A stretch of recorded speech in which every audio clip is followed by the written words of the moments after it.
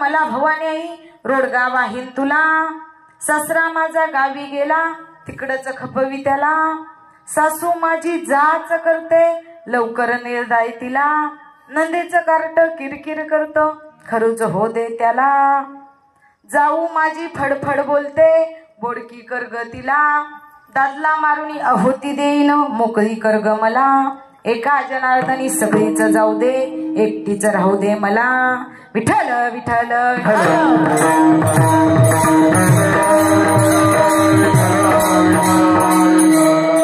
अखिल coat ब्रह्मांड नायक राजा धीराज पंढरीस पांडुरंग परमात्मा, मुक्त कैवल्य ज्ञानी यांचे राजे योग्यांची माऊली साधकांचे मायबाप अनाथांची माय असणारे विश्व माऊली ज्ञानोबराय या अखल विश्वाचा माथा जागेवर यावा यासाठी संत श्रेष्ठ जगद्गुरु तुकोबरायांनी या समाजाला गाथा दिला।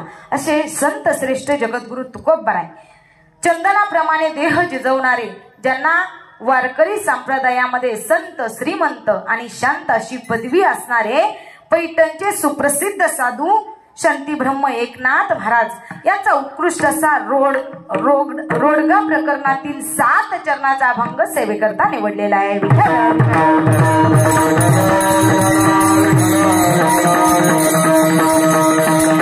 अभंग 7 चरणाचा अभंगाचा मी तुम्हाला भावार्थ सांगण्याचा प्रयत्न करेन, पण यदा कदाचित मी जसा अभंगाचा भावार्थ सांगेल असाच असेल असं नाही। ऐका, माझ्या माऊली महावैष्णव ज्ञानोबरायांनी या समाजासाठी ज्ञानेश्वरी सारखा पवित्र ग्रंथ लिहिला। ऐका गडे ऐका, तो ग्रंथ लिहिला त्या ज्ञानेश्वरीच्या प्रत्येक ओव्यामध्ये त्या माझ्या माऊली महावैष्णव ज्ञानोबरायांनी लिहिलेल्या ज्ञानेश्वरीच्या ओवींमध्ये आपल्याला ती ज्ञानेश्वरी समजण्यासाठी साक्षात आपल्याला विश्व माऊली ज्ञानोबराय व्हावं लागेल। तुकोबरायांनी गाथा लिहिला, त्या गाथ्यामध्ये बरेच अभंग लिहिले, त्या अभंगाचा अर्थ समजण्यासाठी आपल्याला कोण व्हावं लागेल? साक्षात तुकोबराय व्हावं लागेल। तर तुकोबरायांनी लिहिलेले अभंग आपल्याला समजतील। तसंच इकडे आजच्या एकनाथ महाराजांचा अभंग आपण सेवेकरता घेतलेला ना, त्या नाथ बाबांच्या हा अभंगाचा भावार्थ समजण्यासाठी आपल्याला साक्षात कोण व्हावं लागेल? नाथ बाबा व्हावं लागेल। आपण होऊ शकेल का? हो बसलेले होणार नाही। आणि मला वाटतं बरं का, आताच्या कलियुगातले कीर्तनकार हे संत नाही, आताच्या कलियुगातले कीर्तनकार हे पत्रकार आहेत। ऐका गडे ऐका, आताच्या कलियुगातले संत कीर्तनकार काय करतात तर संत महात्म्यांनी जे पुराण वेद लिहिलेले आहेत ते लोकांपर्यंत पोहोचवण्याचं काम करतात। म्हणजे आताच्या कलियुगातले कीर्तनकार हे संत नाहीत, तर आताच्या कलियुगातले कीर्तनकार हे महाराज आहेत। आम्ही कोण आहे? अय बसलेले कोण आहे? बोला जरा, बोला, बोलत जावा। मला बोलणारी माणसं फार आवडतात गड्या। तुम्ही माझ्यासोबत बोलायचं, मी तुमच्यासोबत बोलायचं, असंच कीर्तन करायचं ना। घाबरली की काय तुम्ही मला?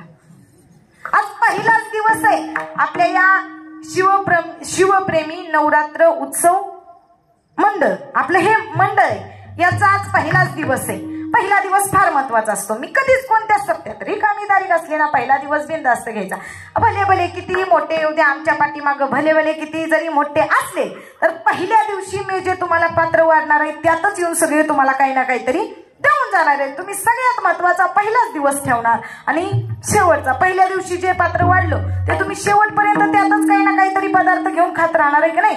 म्हणून आज या ठिकाणी शिवप्रेमी नवरात्र उत्सव तरुण मंडळ या मंडळाकडून आज पहिल्या दिवसाची कीर्तन रूपी सेवा माझ्या वाटेला आली आणि त्या योगानं तुम्हा सर्वांचंच मला दर्शन विठ्ठल विठ्ठल।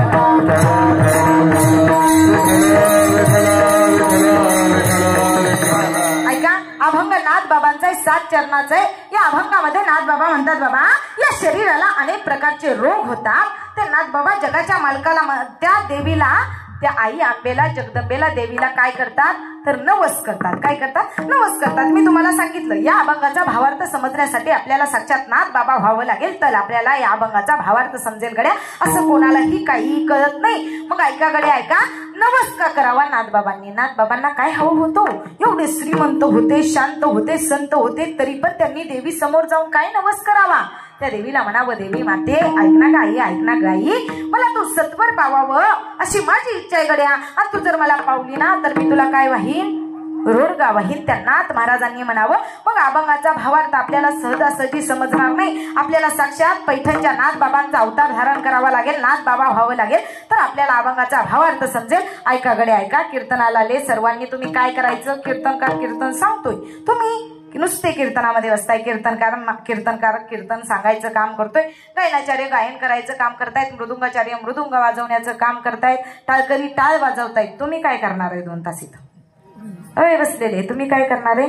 ऐका गडे ऐका, तुम्ही काय करायचं, तुम्ही माझ्यासोबत बोलायचं आणि मी तुमच्यासोबत बोलायचं. हातानं टाळी आणि मुखानं नाम घ्यायचं, एवढंच काम करायचं. विठ्ठल विठ्ठल.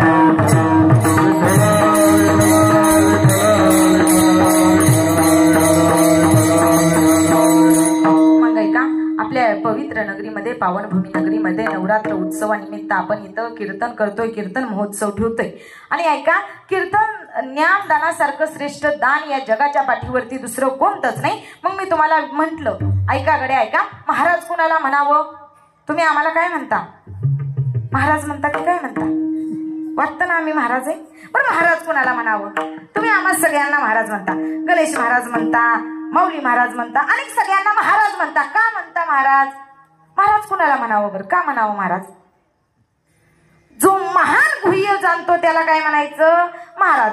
म म्हणजे महान आणि गुह्य म्हणजे राज म्हणजे गुह्य. जो महान गुह्य जाणतो त्याला महाराज म्हणायचं असतं. मग ते संत महात्मे होते, ते ज्ञानेश्वर महाराज होते, ते तुकाराम महाराज होते, ते एकनाथ महाराज होते. ते काय करत होते? तर ते महान गुह्य जाणत होते. आम्ही जाणतो का महान गुह्य? अय बसलेले, जाणतो का? पण आम्ही महाराज लोक बोलण्यात एवढे हुशार, मी तर बोलण्यात एवढी हुशार आहे. मी तर काय करते, आज या माणसाला बी चष्मा विकत घ्यायला लावते, टाकल्या माणसाला बी खांबा विकत घ्यायला सांगते. एवढे आम्ही महाराज लोक हुशार झालो. ऐका गडे ऐका, या नवरात्र उत्सवानिमित्त आपण आम्ही सगळेजण इथं जमलोय. तो नवरात्र उत्सवासारखं व्रत या जगाच्या पाठीवरती, या विश्वाच्या पाठीवरती त्याच्यासारखं श्रेष्ठ व्रत दुसरं नाही. या नवरात्राच्या व्रतासारखं श्रेष्ठ व्रतच नाही. तुम्ही करता का नवरात्राचं व्रत? नवरात्राचं करता ना? किती दिवस आपण नवरात्राचा उपवास धरतो? 9 दिवस. पण ज्याला 9 दिवस उपवास धरणं शक्य नाही तो काय करतो? 3 दिवसाचे उपवास धरतो. फक्त माता माऊल्यांनीच उपवास करायचे असं नाही, तुम्ही केलं तरी चालतं बरं का.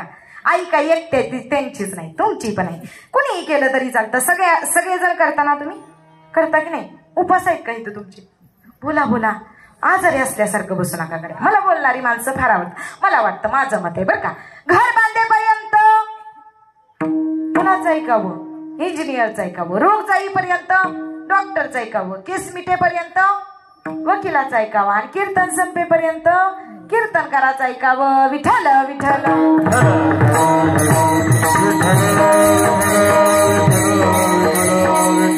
मग आपण काय करतो? 9 दिवस उपवास धरतो. बरं, ज्याला 9 दिवस व्रत करता येत नाही, 9 दिवस उपवास धरता येत नाही, तो काय करतो? 3 दिवसाचा करतो. 3 दिवस म्हणजे सप्तमी, अष्टमी आणि नवमी. 3 दिवस ज्यांना व्रत करता येऊ शकत नाही, 3 दिवस ज्यांना उपवास धरता येऊ शकत नाही, ते काय करतात?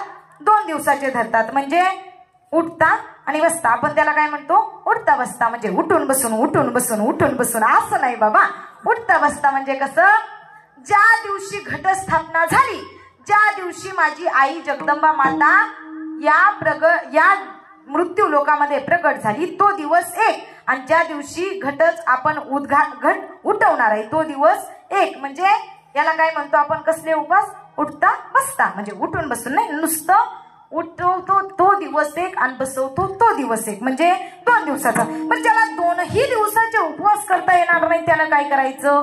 तर 1 दिवसाचा व्रत करायचा, 1 दिवसाचा उपवास करायचा. म्हणजे कोणत्या दिवसाचा? तर अष्टमीला करायचा. तुम्ही म्हणसाल ताई एवढे 9 दिवसाचे व्रत, 9 दिवसाचा उपवास, 2 दिवसाचे, 3 दिवसाचे, एवढा 8 तास कशासाठी? तर ऐका गडे ऐका, एवढं 8 तास, एवढे उपवास, एवढे व्रत कशासाठी करायचं? तर आपण जे व्रत करतो, जे उपवास करतो ना, त्याचं फळ फक्त आपल्याला मृत्यू लोकामध्ये नाही तर स्वर्गामध्ये सुद्धा त्याचं फळ आपल्याला मिळाल्याशिवाय राहत नाही. तुम्ही म्हणसाल ताई तुम्ही मृत्यू लोकामध्ये जन्माला आला म्हणून तुम्हाला माहित आहे गड्या मृत्यू लोकामध्ये फळ प्राप्त होतं, तुम्हाला सुख समाधान मिळतं, हे आम्हाला माहित आहे. पण तुम्ही काय स्वर्गामध्ये जाऊन आलाय? काय स्वर्गामध्ये फळ मिळतं म्हणायला लागला? मी काय देव नाही स्वर्गामधून परत रिटर्न येईला. पण ऐका गडे ऐका, इथंही त्याचं फळ प्राप्त होणं, स्वर्गामध्येही त्याचा फायदा होतो. अरे धर्म, अर्थ, काम, मोक्ष हे 4ही पुरुषार्थ आपल्याला प्राप्त होतात. पण कधी त्या नवरात्रासारखं श्रेष्ठ व्रत आपण केल्यानंतर, नवरात्राचा उपवास केल्यानंतर आपल्याला काय होतं? तर आपल्याला फळ प्राप्त होतं. धर्म, अर्थ, काम, मोक्ष हे 4ही पुरुषार्थ प्राप्त होतात आणि आपल्या घरामध्ये सुख समाधान नांदतं. म्हणून आपण काय करायचं असतं? नवरात्राचा उपवास करायचा असतो. सगळ्या देव्या एकच आहेत. अनेक अनेक देव्या वेगवेगळ्या लोकांनी निर्माण केल्या, पण सगळ्या देव्या एकच आहेत. एके दिवशी झालं काय, भगवान शंकर देवादिदेव महादेव त्या महादेवांच्या ससऱ्यांनी एवढा मोठा यज्ञ ठेवला आणि सगळ्यांना यज्ञाला बोलवलं आणि महादेवांना नाही बोलवलं. पार्वती माता यज्ञासाठी गेली. पार्वती मातेनं पाहिलं एवढा मोठा यज्ञ चालू आहे, सगळ्या आपल्या बहिणींना, सगळ्या आपल्या बहिणींच्या नवऱ्यांना, सगळ्या पतीला, सगळ्या मालकांना, सगळ्यांना बोलवलं गड्या. पार्वती मातेला वाईट वाटलं. पार्वती मातेनं विचार केला आणि पार्वती मातेनं जावं आपल्या बापाजवळ जावं म्हणावं, बाबा ऐका ना, तुम्ही सर्वांना बोलवलं पण एवढा मोठा यज्ञ ठेवला, पण माझ्या पतीला, माझ्या मालकाला नाही बोलवलं गड्या.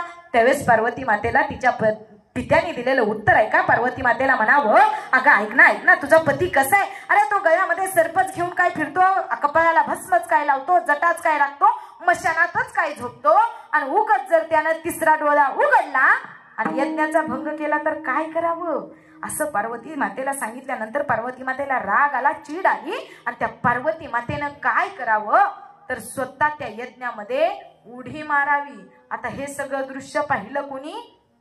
नारद मुनीनं. नारद मुनीचं काम काय असतं?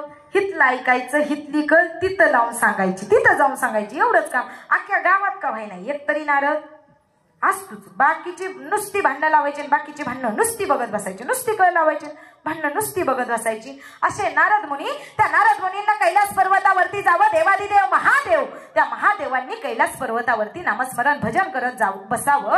आणि त्या नारद मुनींच्या गळ्यामध्ये विणा असावा, हातामध्ये चिपळ्या असाव्या आणि त्या नारद मुनींच्या मुखामध्ये सतत नामस्मरण चालू असावं. नारायण नारायण नारायण नारायण नारायण नारायण.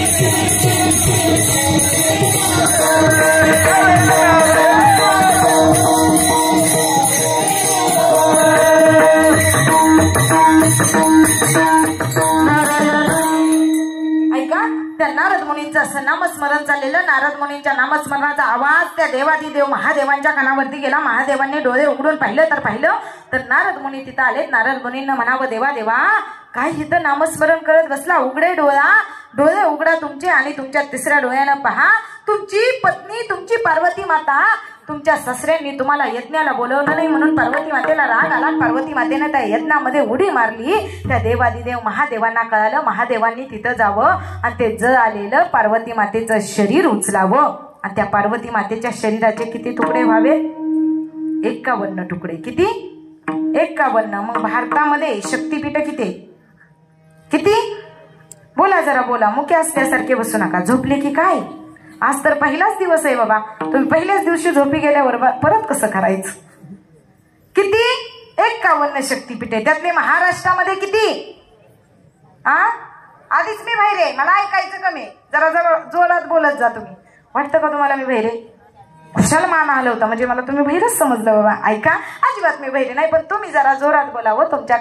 तुमचा बोललेला आवाज माझ्या कानापर्यंत यावा एवढं तरी जोरात जरा बोलत चला गड्या. भारतामध्ये किती आहेत त्यातले? महाराष्ट्रामध्ये भारतामध्ये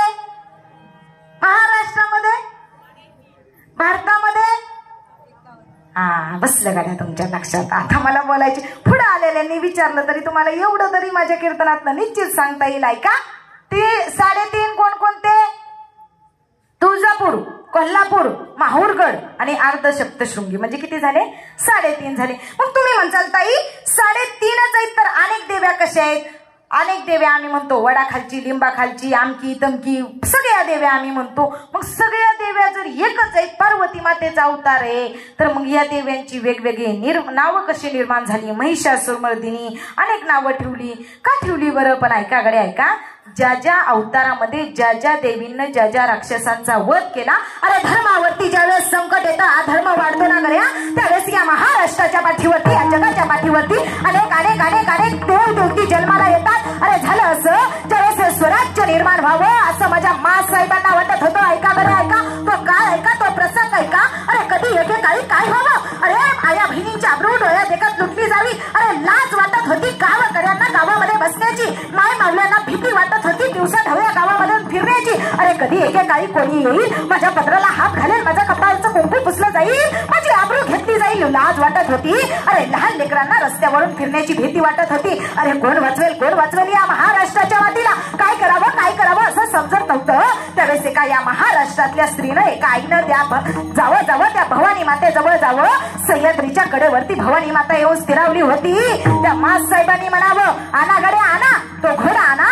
तो घोडा आणला गड्या, घोडा आणला. त्या घोड्यावरती त्या माईनं पाय टाकला, टाक टाकली आणि टप टप टप टप टप टप टप टप टप घोडा आला आला आला. ऐका गड्या ऐका, लक्ष देऊन जाणीवपूर्वक ऐका. तो घोडा आला. घोडा कुठं आला? त्या सह्याद्रीच्या कडेवरती येऊन भवानी माता स्थिरावली होती, तिथं घोडा आला. त्या घोड्यावरून ती माय माऊली ताक दिसून खाली उतरली आणि खाली उतरली त्या भवानी माते समोर पदर पसरला. आणि त्या भवानी मातेला म्हणावं, माते ऐकना ऐकना, भवानी आई ऐकना का, ऐकना का बाई, या महाराष्ट्रावरती अन्याय होतोय, अत्याचार होतोय, आया बहिणींची आबरू डोळ्या दिगत लुटली जाती. त्या माय माऊलीच्या कपाळाचं कुंकू वाचलं पाहिजे. अरे दिवसा ढवळ्या माझ्या गावातल्या गावकऱ्याला गावामध्ये बसता आलं पाहिजे. अरे जोपर्यंत वारकऱ्याला रामकृष्ण हरी भजन करण्याचा अधिकार मिळत नाही ना, तोपर्यंत हे महाराष्ट्र निर्माण होत नाही. आई आई ऐकना का आई, अन्याय अत्याचार मला सहन होत नाही. ऐकना ऐकना ऐकना, माझ्या उतरी असाल पुत्र जन्माला घाल की त्यानं हे स्वराज्य निर्माण केलं पाहिजे. ऐकाकडे ऐका, कीर्तनाला आलेल्या माय मावल्या, अरे याच महाराष्ट्राच्या मातीतल्या, याच मातीनं, याच आईला केलेला नवस आहे, केलेली प्रार्थना आहे. अरे काय काय म्हणावं त्या मासाहेबांना. त्या मासाहेबांनी एवढी प्रतिज्ञा केली आणि बरेच दिवस निघून गेले. 9 महिने 9 दिवस माझ्या मासाहेबांना झाले आणि त्या मासाहेबांच्या उदरी एक पुत्र जन्माला आला. आणि जन्माला आल्यानंतर दासी परत आल्या आणि विचारलं, मासाहेब आपल्याला पुत्र झाला, पुत्र शिवनेरी गडावरती जन्म झाला, आपल्याला पुत्र झाला, काय नामकरण करावं? त्यावेळेस मासाहेबांनी म्हणावं, ऐका गड्या ऐका, त्या आई शिवाई जगदंबेच्या आशीर्वादानं आम्हाला पुत्र झाला ना, नामकरण करा शिवाजी. अरे नाव ठेवलं शिवाजी. अरे काय काय ताकद असावी त्या शिवाजी नावामध्ये. स म्हणजे शिकायचं कसं, व म्हणजे वाचायचं कसं, आणि ज म्हणजे जीवन जगायचं कसं, हे त्या आपल्याला या शब्दातून शिकवलं जातं. ऐका गड्या ऐका, छत्रपती शिवाजी राजांचा जन्म झाला आणि तर स्वातंत्र्य आपल्याला त्या राजाला निर्माण करून दिलं. हे कोणामुळे झालं? एका आईमुळे, एका देवीमुळे झालं. कुणामुळे झालं? एका आईमुळे, एका देवीमुळे झालं. ऐका, ती आई होती, ती देवी होती, मासाहेबजी जाऊ, पण आपल्याला देव्या कळाल्या नाहीत, आपल्याला आई कळत नाही. अरे पार्वती माता काय, पार्वती मातेचे सगळे अवतार आहेत. आपल्या घरातली आई सुद्धा आपली एक देव आहे, आपल्या घरातली बहीण, आपली ताई सुद्धा एक देव आहे. अरे आपली पत्नी सुद्धा आपली एक देव आहे गड्या, पण त्या देवीचा आदर आपल्याला करता येत नाही. अरे आपण कधीच विचारत नाही. ऐका, कीर्तनाला आलेले सर्वांनी माय बापांना लक्ष देऊन जाणीवपूर्वक ऐका. एकमेव स्त्री ना तुमच्या सुखामध्ये सुख मानते, तुमच्या दुःखामध्ये दुःख मानते, तुम्हाला हवं तसं राहते, तुम्हाला हवं तसं बोलते, तुम्हाला हवं तसं वागते, तुम्हाला पाहिजे तशी कपडे घालते. तिची एकच इच्छा असते गड्या, कुणी कितीही त्रास देऊ द्या, सासऱ्यानं वाईट बोलू द्या, सासूनं वाईट बोलू द्या, सासूनं जाच करू द्या, जावेनं कुडकुड करू द्या, नंदेनं वाईट बोलू द्या, फक्त आणि फक्त नवऱ्यानं प्रेमानं 2 शब्द बोलू द्या, नवऱ्यानं म्हणू द्या, अगं कशाला तू चिंता करते, मी आहे ना तुझ्यासोबत. एवढंच जर तुम्ही त्या माझ्या माईला बोलला ना गड्या, तर पतीचं तेवढं शब्द ऐकते, ती माझी माय आनंदानं संसाराला सुरुवात करते. का तर तिला वाटतं माझ्या संसारामध्ये माझा पती, माझा मालक चांगला असावा. काय वाटतं? जरी सख्याचा जीवाला बाह्य सासरवासच आहे, तिला वाटतं माझा सखा, माझा पती, माझा नवरा माझ्या सोबत असावा. कुणाला वाटतं? त्या बायकोला, त्या पत्नीला वाटतं. पण आपण तिची साथ देत नाही. तिला वाटतं अरे संसार फक्त आपला प्रपंच म्हणजे संसार नसतो. तुकोबराय म्हणतात बाबा आमचा परमार्थ सुद्धा संसार आहे. आमच्या संसारामध्ये आमचा मालक, आमचा धनी सुद्धा आमच्या सोबत आहे आमचा धनी हुशार आहे, तुका म्हणे सोपे आहे सर्वाहून शहाणा तो धनी घेतो येते. अरे आमचा मालक शहाणा आहे, हुशार आहे, म्हणून आमचा परमार्थाचा संसार कसा चालतो, सुखाचा चालतो. मग तुम्ही म्हणता ताई आमचा प्रपंच आमचा संसार सुखाचा चालावा असं आम्हाला वाटतं, पण आमच्या या संसार रूपी मार्गामध्ये आम्हाला शहाणा कुठं मिळणार, आम्ही शहाणा कुठं शोधायचा गड्या.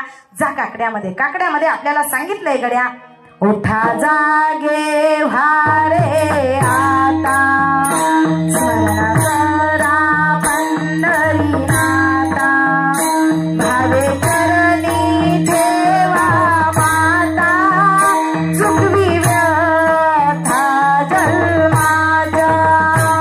उठा जागे व्हारे आता स्मरण करा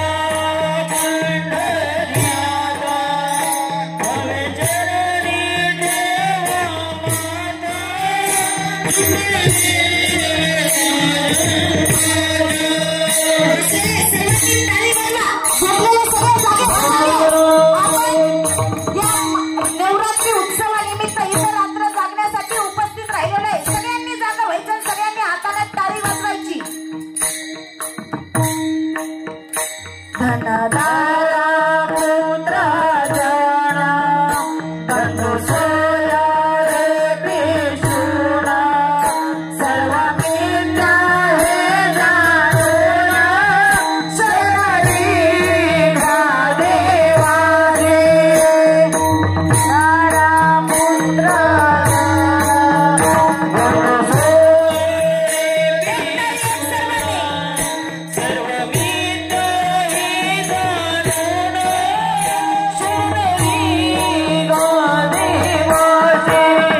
माया विकले भ्रमणा खरे, म्हणता मी माझे घोरे, तो संपत्तीचे वारे, साजो कार रायण. धनदारा पुत्र जना बंधू सोयरे विष्णुना, सर्व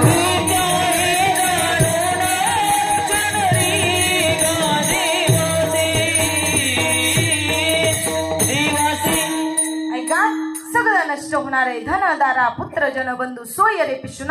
महाराज म्हणतात शहाणा शोधायचा ना, इकडं तिकडे जाऊ नका. अरे संत महात्म्यांना लिहिलेले चरित्र, संत महात्म्यांनी सांगितलेला मार्ग बघा, तिथं संत महात्मे शहाणे होऊन तुम्हाला आम्हाला सांगतात. पण आपण शहाणं होतो का शहाणं? आपल्याला कळत नाही, आपल्याला बऱ्याच गोष्टी कळायला नाहीत. मी कोण आहे, मी कुठून आलोय, मला कुठं जायचंय, आपल्याला बऱ्याच गोष्टी समजल्या नाही. अरे कशाला तुम्ही व्रत नियम हे सगळं काहीच करू नका. तुम्ही व्रत नियम न करावे, तुम्ही देवांतर न भजावे, तुम्ही तीर्थाशी न जावे, तुम्ही स्वधर्मात येत जावे. आपला धर्म आहे ना, तो धर्म जपला पाहिजे. आपल्या धर्मामध्ये जे आहे ते आपल्या धर्माला जे आपल्याला करता येईल ना, ते धर्माचं कार्य आपण केलं पाहिजे. एवढं जर केलं ना तर बस आपल्या या जीवनाचं सार्थक झालं. आपल्या या जीवनाला कल्याण, आपल्या या देहाला मुक्ती मोक्ष मिळाल्याशिवाय राहणार नाही. मग आपल्याला काय वाटतं, या मृत्यू लोकामध्ये जन्माला आल्यानंतर माझ्या या देहाला मुक्ती मोक्ष मिळावं एवढंच वाटतं की नाही तुम्हाला? मग ऐका, या कलियुगामध्ये मुक्ती मोक्ष मिळवण्याचं एकमेव साधन म्हणजे देवाचं नामस्मरण असतं, देवाचं नाव घ्यायचं असतं. पण आपण तेच घेत नाही. आपल्याला सगळं माझं वाटतं. जमीन माझी, जुमला माझा, बायका माझी, पोरं माझी, गुरं माझी, ढोरं माझी, सगळं माझं म्हणतो. पण देवाला माझं म्हणतो का? अवसलेले म्हणतो का देवाला माझं? सगळं माझं म्हणतो, पण देवाला माझं म्हणत नाही. मग देवाला माझं म्हणता आलं पाहिजे. बरं, आपण नवरात्राच्या व्रताला आपण काय करतो? नवरात्राचं व्रत म्हणजे आपण 9 कन्यांना काय करतो? जेवू घालतो. म्हणजे 9 कुमारिका मुलींना जेवू घालतो. पण त्या मुलींना जेवू घालण्याचा पण एक नियम आहे गड्या. आपल्याला ते शास्त्र देवी भागवतामध्ये बरीच कारणं सांगितलेले आहेत, माझ्या वाचनामध्ये आलेले. त्या 9 कन्यांना जेवू घालण्याचा एक नियम आहे. त्या 9 कन्यांचं वय 1 वर्षापेक्षा जास्त आणि 10 वर्षापेक्षा काय असावं? कमी असावं. तुम्ही म्हणसाल असं काय? याची बरीचशीच कारणं देवी भागवतामध्ये सांगितलेले आहेत. विठ्ठल विठ्ठल.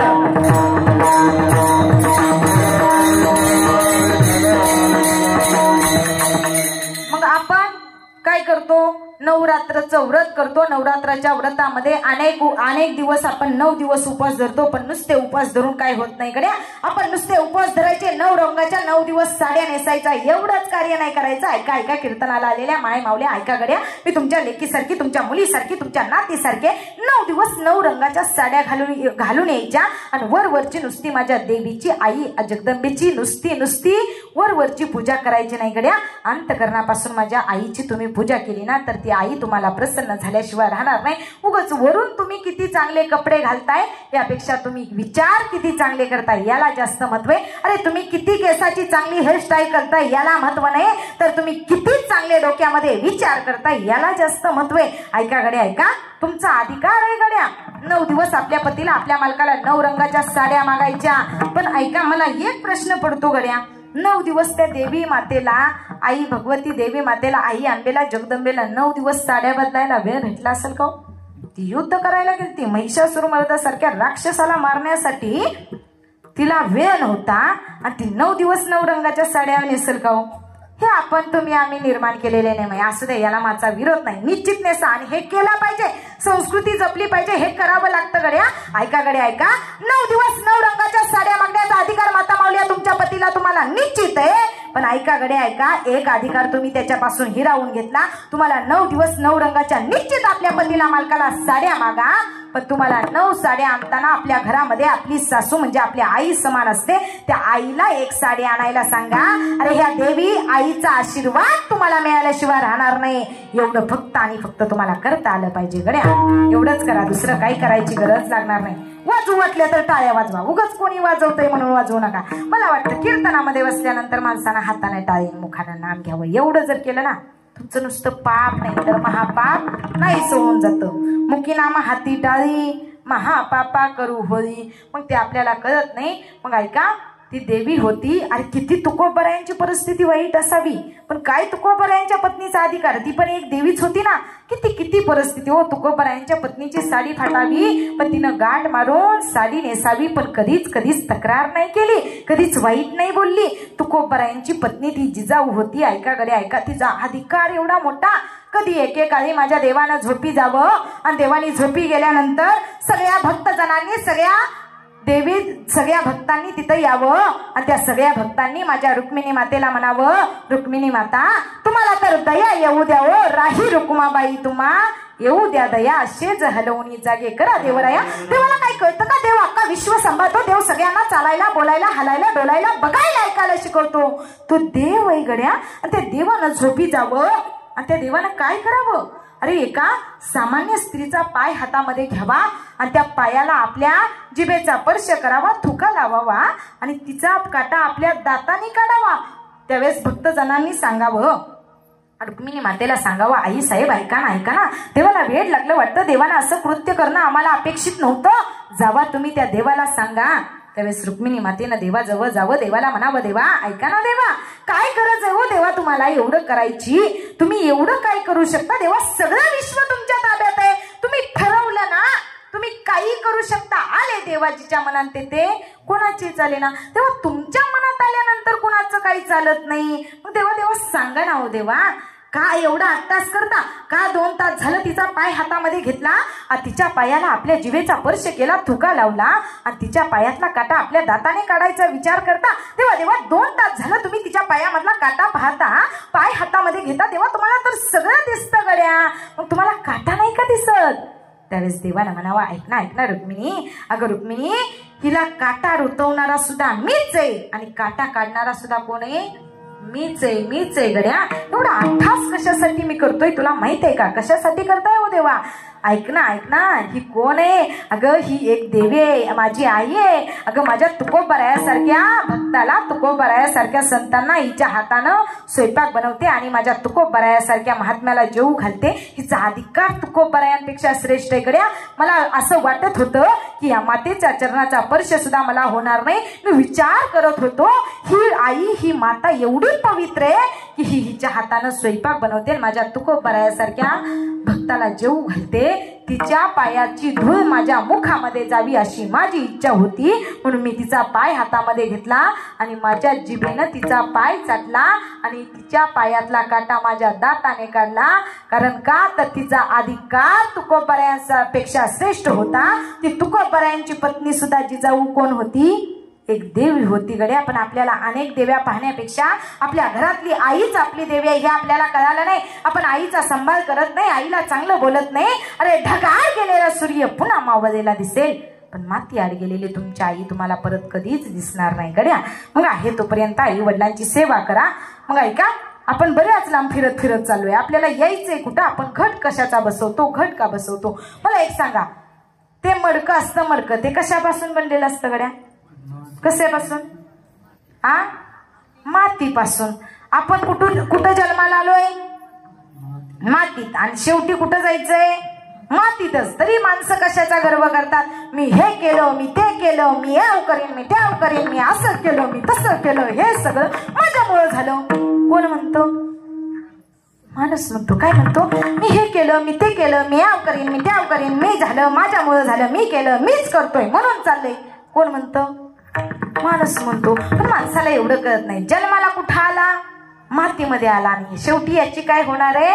मातीच होणार आहे. पण ह्याचं हे सगळं बोलणं व्यर्थ आहे, कारण मातीचा देह शेवटी मातीलाच जाणार आहे. पण तरीही माणसाला कळत नाही गड्या. माटी के पुतले तुझे कितना गुमान है, माटी के पुतले तुझे कितना गुमान है,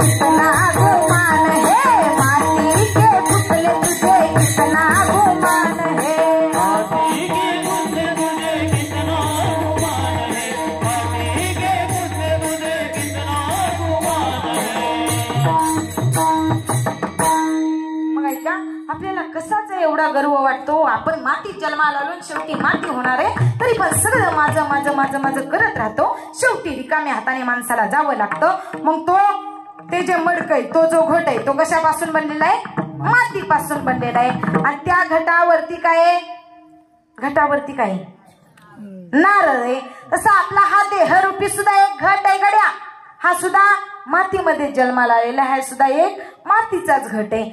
हा देहरूपी एक घट आहे. आणि त्या घटावरती जसा नारळ आहे ना, तसा या घटावरती सुद्धा हा काय? नारळ आहे. त्या घटाला काय? दोन डोळे, एक तोंड. तसं या घटाला सुद्धा काय?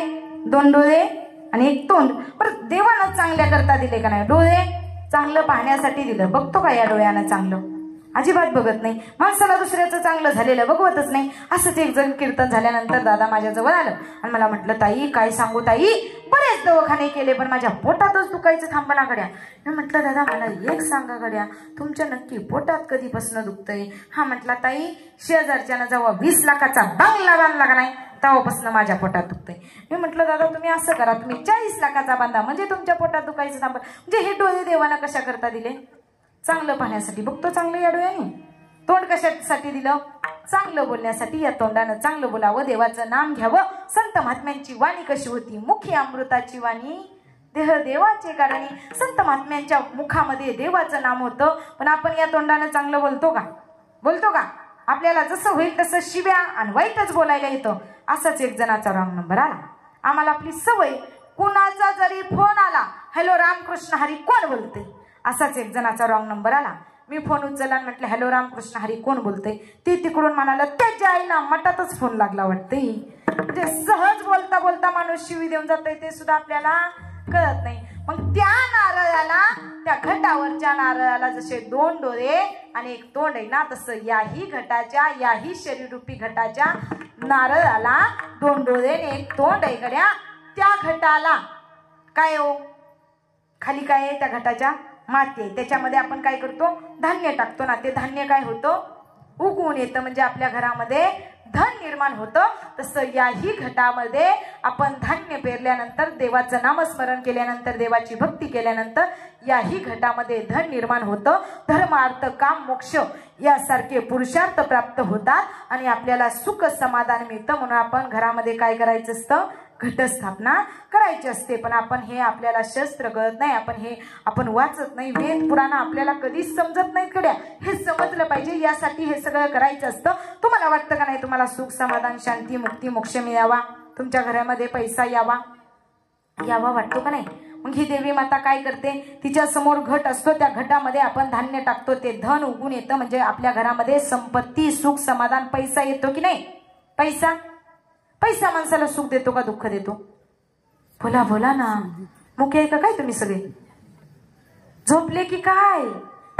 सगळे झोपले. बोलत जा गड्या. बोलणारी माणसं मला फार आवडतात. मी तुमचीच लेक, तुमचीच नात, तुमचीच मुलगी आहे ना, आहे की नाही? काहीतरी रिॲक्शन द्या, म्हणजे मला पुढचं बोलायला जरा सोपं जातं. आहे का नाही? आहे ना? काय विषय चाललेला आपला? वयामानानुसार जरा लक्षात राहत नाही, तुमच्या तरी राहावं. काय चाललेला आपला विषय? पैसा.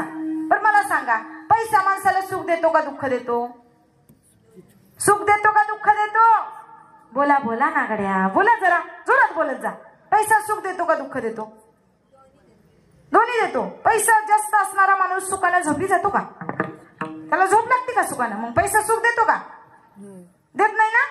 पैसा सुख देत नाही ना.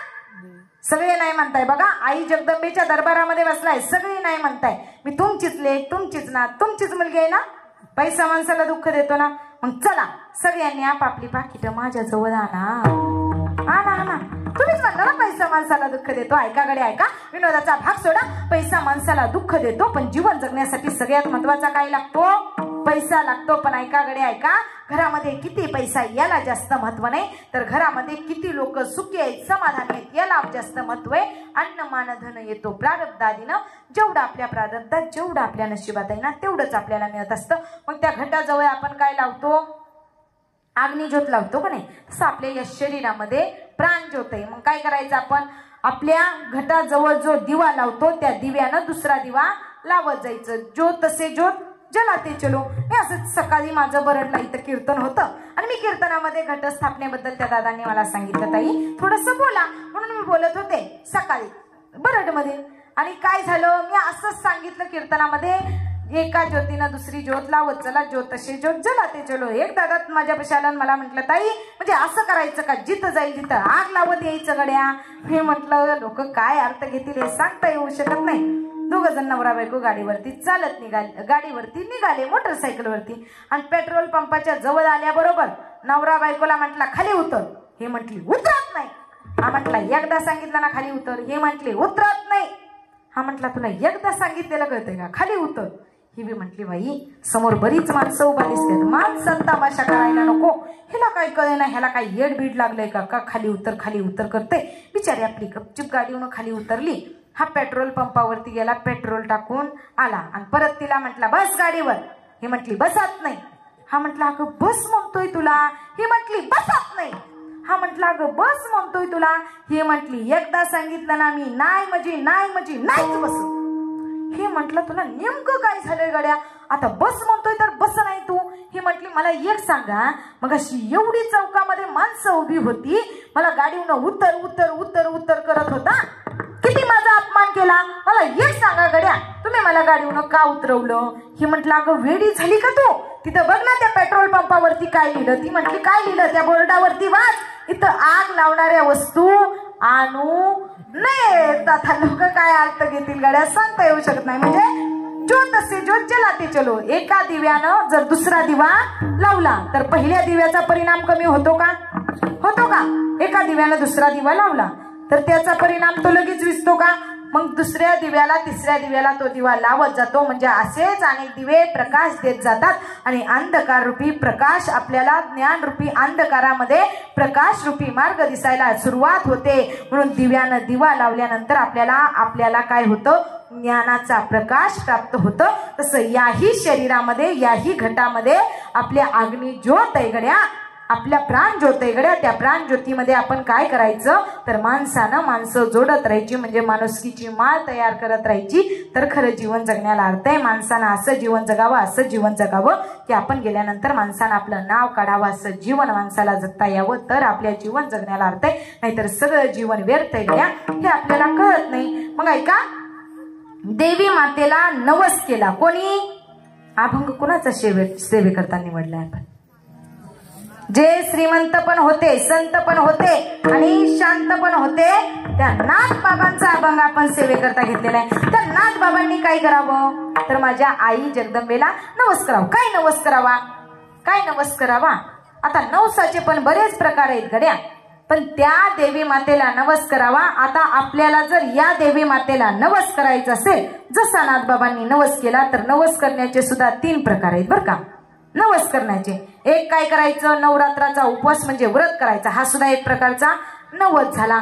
दुसरा मार्ग म्हणजे तिचं नामस्मरण करायचं, त्या देवी मातेचं नाव घ्यायचं, ह्या नवस करायचा दुसरा मार्ग झाला. आणि तिसरा मार्ग काय म्हणजे त्या देवी मातेला आपल्या मनोकामना प्रकट करायच्या, आपल्या मनातल्या भावना व्यक्त करायच्या. अशा 3 प्रकारचे नवस आपण करायचे असतात. पण लोक असले नवस करत नाहीत. लोकांना 2 नवस चांगले. तुम्ही म्हणसाल ताई नवसाचे पण प्रकार आहेत का? काय हो, नवसाचे सुद्धा प्रकार आहेत. 2 प्रकारचे नवस माणसं करतात, एक चांगला नवस आणि एक वाईट नवस. मग तुम्ही कसला केला? गेले किती वर्ष झालं तुम्ही इथं शिवप्रेमी तरुण नवरात्र उत्सव मंडळ असेल तुमचं, या मंडळामध्ये 25 वर्ष झालं. तुम्ही बरेच नवस केलेले असतील. केलते का नाही तुम्ही नवस? कोण कशाचा नवस करतय, कोण कशाचा नवस करतय. कुणाचं जमत नसेल तो म्हणतंय देवी मातेला म्हणतंय आई अंबे जगदंबे तुझ्या आशीर्वादानं माझं या वर्षी जमू दे, पुढच्या वर्षी जोडीनं तुझ्या सप्त्याला येईल, तुझं नामस्मरण करेल, तुझ्या आरतीला येईल, तुझ्या नवरात्र उत्सवाला एवढी वर्गणी देईल, मी ह्याव करीन, मी त्याव करीन, सगळं सांगत बसतो की नाही आपण.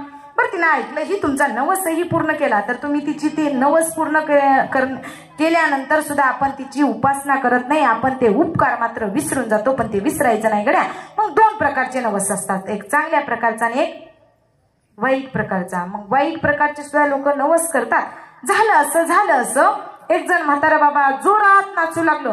मी म्हंटलो ना डीजे ना काहीच नाही, वाजंत्री नाही, डीजे नाही, काहीच नाही, बिना वाद्यांचं बाबा म्हातारा बाबा एवढं जोरात नाचू लागलं. मी म्हटलं बाबा एवढं वय झालं गड्या तुमचं, 80 वर्ष दिसतंय वय तुमचं, एवढे म्हातारे झाला, एखाद्या तरुण पोराला लाजवल एवढं सुंदर तुम्ही नाचू लागला. मी म्हटलं बाबा मला एक सांगा गड्या, तुम्हाला एवढा आनंद कशाचा झाला, तुम्ही का नाचू लागले?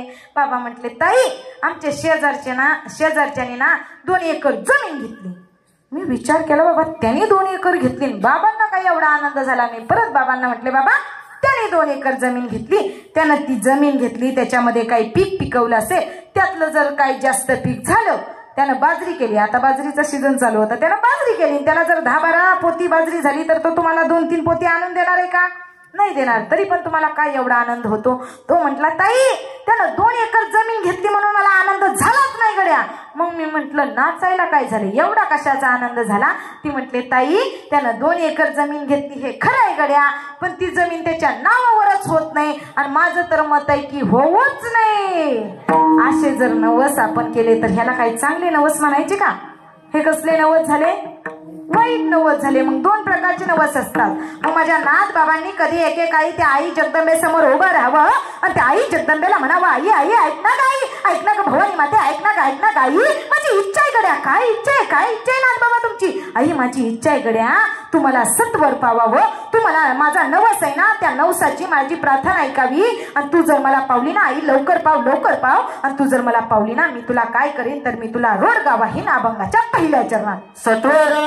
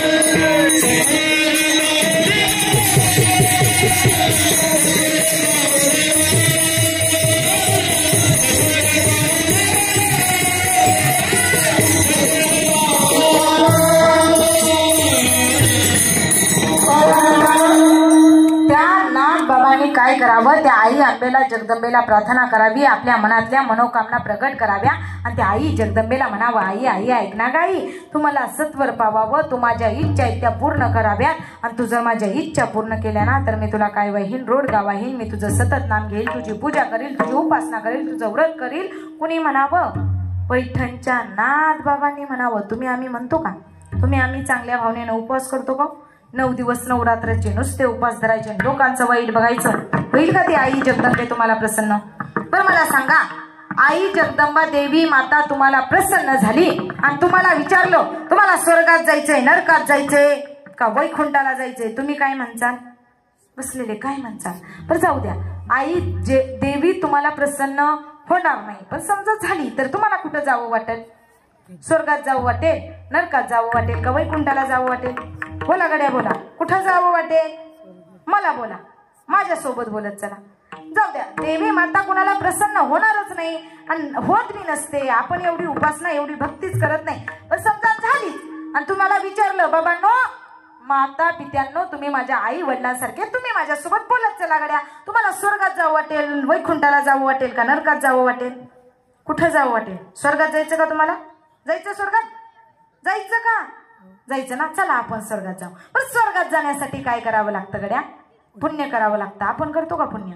पण माणूस पुण्यही करतो, पण पुण्य पूर्णपणे पुण्य करत नाही. स्वर्गात गेल्यानंतर आपण जेवढं पुण्य केलंय तेवढे दिवस स्वर्गामध्ये राहू आणि पुण्य संपलं की परत खाली येऊ. अरे आपल्याला वरच जाऊन परत खाली यायचंय तर जायचंयच कशाला गड्या?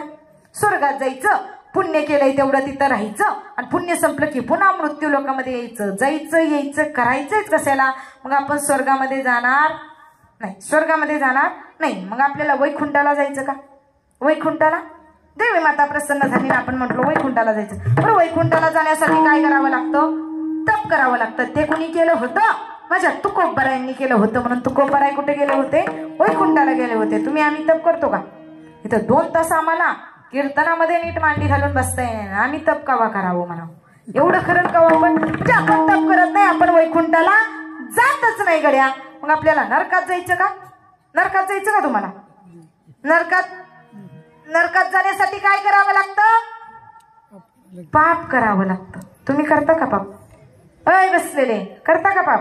हा, सगळं पाप माणूस कधीच करत नाही. किती वाईट माणूस असू द्या, त्याच्या मनात थोडी का होईना चांगली भावना असतेच. एखाद्याबद्दल वाईट, अति वाईट असू शकते, पण एखाद्याबद्दल चांगली भावना सुद्धा त्याची असू शकते.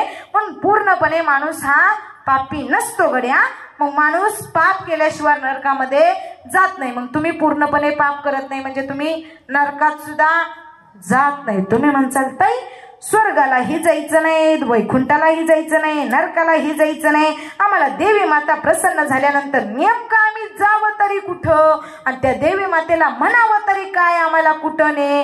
ऐका गडे ऐका, ते देवी माता प्रसन्न झाली ना तरी ती देवी माता आपल्याला स्वर्गाला, वैकुंठाला आणि नरकाला घेऊन जाणार नाही, तर आपल्याला आपल्या घरामध्येच राहावं लागणार आहे आणि मरण आल्यानंतर आपल्याला मरणासोबत जावं लागणार आहे गड्या. ती देवी माता कधीच कुणावरती अन्याय अत्याचार करत नाही. अरे आज ऐका गडे ऐका, तुमच्या पावनभूमी पुण्यभूमी नगरीमध्ये आपण नवरात्र उत्सवानिमित्त हे मंडळ एवढं सुंदर कार्यक्रम ठेवतोय, कीर्तन ठेवतोय. आज तुम्ही माझ्या आईच्या मंदिरामध्ये आला ना, आज माझ्या आईच्या दरबारामध्ये आला ना, ऐका ना गडे ऐका, या मंडळामध्ये प्रत्येकाला येण्याचा अधिकार आहे. अरे माझ्या आईच्या दरबारामध्ये गरीब जरी आला त्याला सुद्धा बसायला तीच जागा दिली जाते, श्रीमंत जरी आला त्याला सुद्धा तीच जागा दिली जाते. माझ्या आईच्या दरबारामध्ये प्रत्येकाला येण्याचा अधिकार आहे. सकल अशी येते आहे अधिकार आहे. सगळ्यांनी यायचं, इथं सगळ्यांना येण्याचा अधिकार आहे.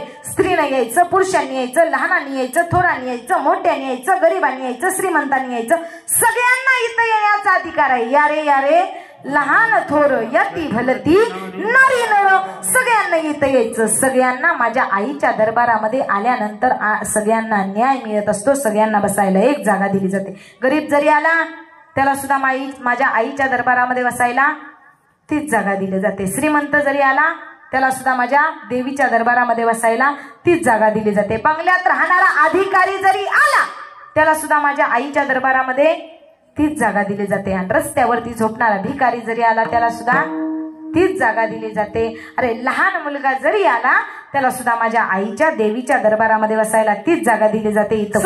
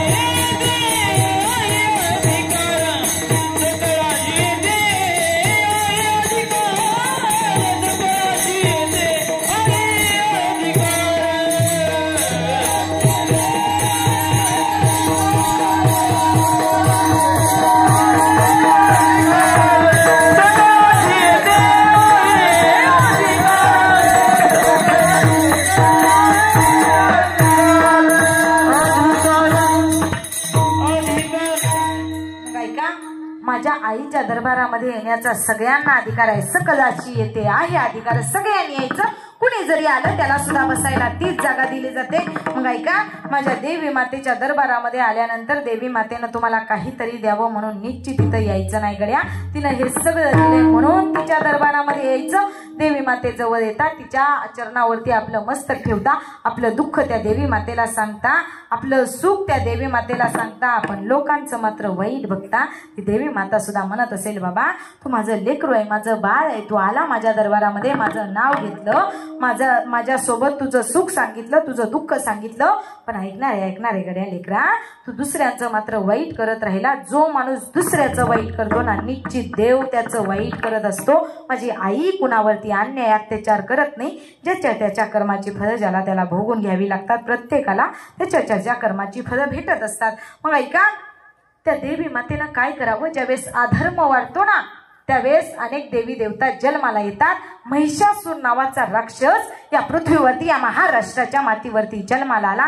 अधर्म वाढला गड्या, अधर्म वाढत चालला. अरे काय व्हावं, देवी देवतांना त्रास होऊ लागला, सगळ्या गो हत्या होऊ लागल्या, सगळा त्रास त्या पृथ्वी मातेला सहन नाही झाला. काय करावं, महिषासूर राक्षस होता, त्याची तिन्ही लोकांवरती सत्ता होती, सगळ्या देवी देवतांवरती त्याची सत्ता होती. त्या राक्षसानं काय करावं, सगळ्यांना आपल्या ताब्यामध्ये घ्यावं. 33 कोटी देवी देवतांचं कुणाचंच त्या राक्षस समोर काहीच चालत नव्हतं. त्या पृथ्वी मातेनं पाहिलं, अधर्म बुडाला, धर्म वाढला, अधर्म वाढला, फार धर्म बुडाला. तिनं पाहिलं गड्या, पाहिलं काय पाहिलं तर धर्म बुडत चाललाय गड्या आणि अधर्म फार वाढत चाललाय. तिला आश्चर्य वाटलं. तिनं मनामध्ये विचार करावा, आपण काय करावं, काय करावं. म्हणून त्या पृथ्वी मातेनं एका गायीचं रूप धारण करावं आणि त्या गायीचं रूप धारण केल्यानंतरही तिनं जावं महिषासुरासारख्या राक्षसाला पाहावं, तरी काही होत नव्हतं. अरे 33 कोटी देवी देवता सुद्धा त्या महिषासुरच्या राक्षसासमोर हारलेले होते. त्या गायीनं काय करावं, भगवान शंकराच्या शरीरापासून तामस गुण घ्यावा, भगवान ब्रह्मदेवाच्या शरीरापासून राजस गुण घ्यावा आणि भगवान विष्णुदेवाच्या शरीरापासून सात्विक गुण घ्यावा. गुण किती झाले, 3 गुण झाले. 3 गुण त्या गायीनं आपल्या शरीरामध्ये धारण करावे आणि 3 गुणाची एक शक्ती निर्माण झाली. आणि 3 गुणाची एक शक्ती निर्माण झाल्यानंतर काय झालं तर माझी अनादी आई अंबिका माता प्रगट झाली आणि त्या अनादी मातेचा जन्म झाला. ती अनादी माता काय झाली तर प्रगट झाली. तिनं काय करावं, तिन्ही गुणांना एकत्र करावं आणि तिन्ही गुणांना एकत्र केल्यानंतर काय व्हावं, ती अनादी माता एकत्र होऊन जन्माला यावी. अनादी निर्गुण प्रगटली भवानी, अनादी निर्गुण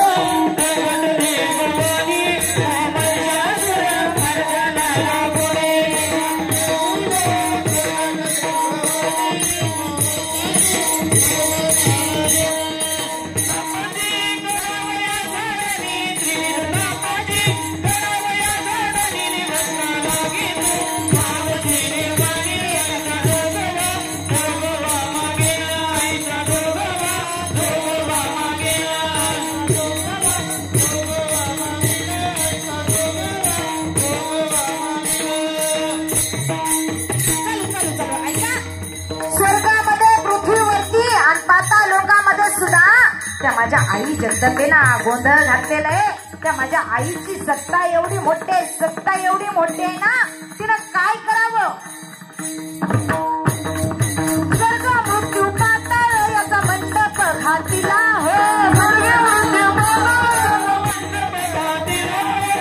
स्वर्गामध्ये पाताळामध्ये आणि मृत्यू लोकामध्ये सुद्धा काय करावं, तिनं स्वतःचं स्वराज्य निर्माण करावं आणि एक मंडप निर्माण करावा. आणि ऐका 4 वेद असतात, यजुर्वेद, ऋग्वेद, सामवेद आणि अथर्ववेद. त्या 4 वेदांना एकत्र करावं आणि त्या 4 वेदांचा काय करावा, माझ्या आई जगदंबेनं एकत्र फुलवरा बांधावा.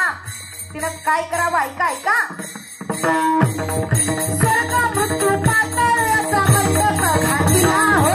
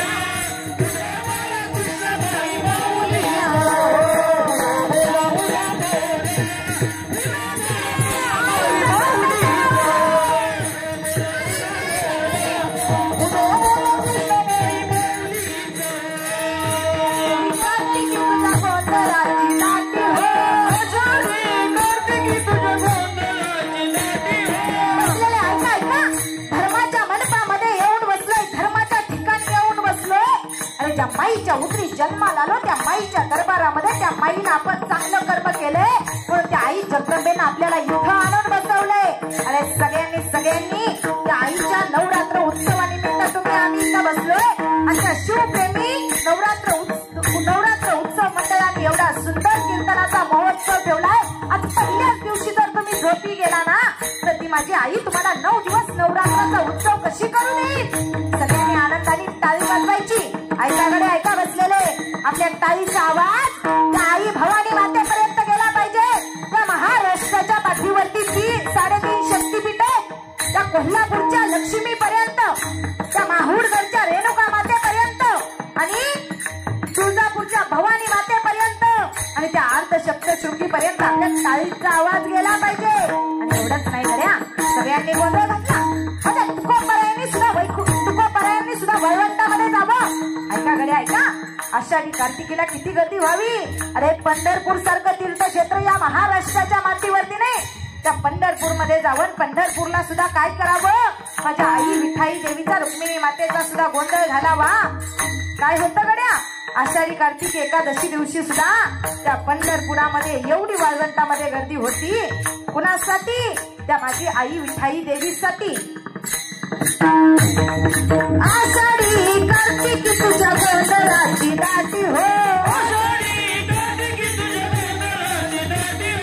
आषाढी कार्तिक तुझ्या गोंधळाची दाटी हो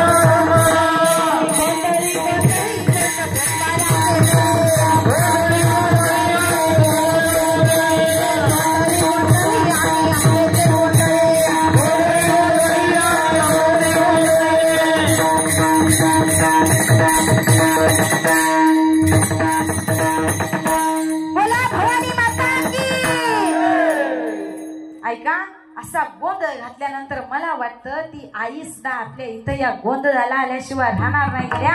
आईचं नाव घ्यावं। त्या देवी मातेची सत्ता 3 लोकांवरती होती कोणकोणत्या स्वर्गामध्ये मृत्यू लोकामध्ये आणि पाताळामध्ये सुद्धा काय होती तर तिची सत्ता होती एवढा तिचा अधिकार होता। पण तरीही तिचं सुद्धा त्या महिषासुरापाशी काहीच चालत नव्हतं। अरे भगवान शंकराच्या शरीरापासून तिनं तामस गुण घ्यावा, भगवान ब्रह्मदेवाच्या शरीरापासून तिनं राजस गुण घ्यावा आणि भगवान विष्णुदेवाच्या शरीरापासून तिनं सात्विक गुण घ्यावा। तिनं हे गुण घेतले। त्रिविध शक्ती अनादी अंबिका प्रगट झाली पण तरीही काही होत नव्हतं। आणि ऐका गडे ऐका झालं असं ती भगवती माता निर्माण झाली, भगवती माता प्रगट झाली। ती कुणाची मुलगी आहे? देवी माझी आई जगदंबा माता कुणाची मुलगी आहे? हिमालयाची। कुणाची? हिमालयाची मुलगी आहे। माझ्या देवी मातेला रस्त्यानं चालत जावं आणि रस्त्यानं चालत असताना तिच्या हातामध्ये एक घट असावं म्हणजे मातीचं मडकं, आपण घट बसवतो ना त्या मडक्यामध्ये, तो मातीचं मडकं असावं, त्याच्यामध्ये जल असावं. तिनं रस्त्यानं चालत चालत निघावं. आणि ऐका गडे ऐका, तो महिषासूर एवढा चतुर राक्षस होता, तो अधर्म करत होता, देवी देवतांवरती अन्याय अत्याचार करत होता, गो हत्या करत होता. आणि ती माझी देवी माता रस्त्यानं चालत चालत निघालेली होती. आणि तो महिषासूर राक्षस होता. आणि त्याची 2 सेवक रस्त्यानं चालत चालत निघाले. आणि रस्त्यानं चालत चालत असताना त्या दोन्ही राक्षसांना पाहिलं गड्या, पाहिलं काय पाहिलं, एवढी सुंदर, एवढी देखणी, एवढी लावण्यवती स्त्री आहे. अरे अंगावरती हिरवं वस्त्र परिधान केलेले, अरे रक्तासारखे लाल तिचे डोळे, कपाळाला तिनं एवढा मळवट असा, कपाळाला लाल तिनं मळवट भरलेला आहे. आणि डाळिंबी सारखी फुललेली तिची जीभ आहे. एका हातामध्ये जल आहे म्हणजे घट आहे, आणि एका हातामध्ये शस्त्र आहे. एवढं सुंदर, एवढं देखणं, एवढं सुंदर रूप त्या राक्षसांनी पाहिलं. त्या राक्षसांनी मनामध्ये विचार केला, अरे या महाराष्ट्राच्या पाठीवरती, या जगाच्या पाठीवरती या लावण्यवती स्त्री सारखी दुसरी स्त्री होणं शक्यच नाही. ही स्त्री आपल्याला मिळाली पाहिजे असा त्या राक्षसांच्या मनामध्ये विचार आला. त्या राक्षसांनी विचार केला, गड्या आपल्याला ही स्त्री मिळणार नाही, आपल्याला जर मिळाली तर आपला मालक महिषासूर आपल्या जवळ ठेवणार नाही. म्हणून त्या काय करावं, तर त्यांनी त्या महिषासुराजवळ जावं, त्या महिषासुराला म्हणावं, ऐका ऐका स्वामी, आम्ही या पृथ्वी तलावरती एक सुंदर, एक देखणी लावण्यवती स्त्री पाहिली. ती स्त्री एवढी सुंदर आहे, अंगावरती हिरवं वस्त्र परिधान केलेलं आहे, लाल मस्तकी मळवट भरलेलं आहे. तिच्या हातामध्ये, एका हातामध्ये घट म्हणजे जल आहे, एका हातामध्ये शस्त्र आहे, हिरवं वस्त्र परिधान केलेलं आहे, डाळिंबी सारखी फुललेली तिची जीभ आहे, रक्तासारखे लाल बुंद तिचे डोळे आहेत, आणि कमरे इतके लाल लचक तिचे केस आहेत. एवढी सुंदर, एवढी देखणी, एवढी लावण्यवती स्त्री आहे. त्यावेळेस त्या महिषासुराने म्हणावं, अरे अरे वेड्यांनो, एवढं काय मला सांगत बसला, जा आणि त्या लावण्यवती स्त्रीला माझ्याजवळ घेऊन या. गेली दोन्ही राक्षस गेली. त्या दोन्ही राक्षसांनी माझ्या देवी मातेचा, आई अंबे जगदंबेचा हात हातामध्ये धरल्यानंतर माझ्या आई जगदंबेनं म्हणावं, ऐका ऐका बाबांना, ऐका, तुमची इच्छा आहे ना गड्या, मी तुमच्या सोबत यावं, मी तुमच्या सोबत विवाह करावा, मी करायला तयार आहे गड्या. ऐका गड्या ऐका, माझी इच्छा आहे गड्या, जो कोणी माझ्याशी युद्ध करेल आणि मला युद्धामध्ये हरवेल ना, त्याच्याशीच मी विवाह करेल, त्याचाच हात हातामध्ये घेईल असा तिनं पण आड घातलेली होती. त्या दोन्ही राक्षसांनी युद्ध केलं. दोन्ही राक्षसांना माझ्या देवी मातेनं भस्म करून टाकलं, दोघांनाही भस्म करून टाकलं, दोघांची डाक रांगोळी केली. मग माझ्या देवी मातेनं राग रांगोळी केली. त्या महिषासुरासारख्या राक्षसाला कळालं.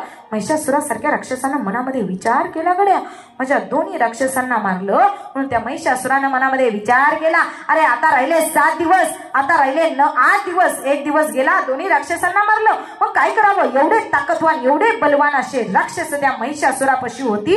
रोज एका राक्षसाला जंगलामध्ये पाठवायचा आणि सांगायचा, त्या जंगलामध्ये एक सुंदर, एक लावण्यवती स्त्री बसलेले, जा आणि तिचा हात हातामध्ये धरा, तिला माझ्याजवळ घेऊन या.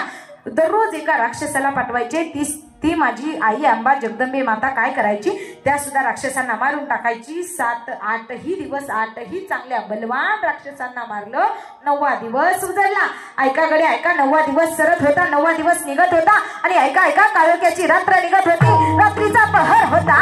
आणि रात्रीचा पहर होता, तो महिषासूर निघालेला रस्त्यानं जंगलाच्या दिशेनं चालत चालत निघाला. त्या महिषासुरानं मनामध्ये विचार केला, अरे माझे 8ही एवढे ताकदवान, एवढे बलवान राक्षस होते, त्या 8ही राक्षसांना या लावण्यवती एका साध्या सामान्य स्त्रीनं मारावं. महिषासुरांनी मनामध्ये विचार करावा, अरे माझ्यासारखा या महाराष्ट्राच्या पाठीवरती, या जगाच्या पाठीवरती दुसरा कोणीच नाही, आणि या एका स्त्रीनं सामान्य माझ्या राक्षसांना मारावं. काय असं तिच्याकडं काय ताकद आहे पाहावी.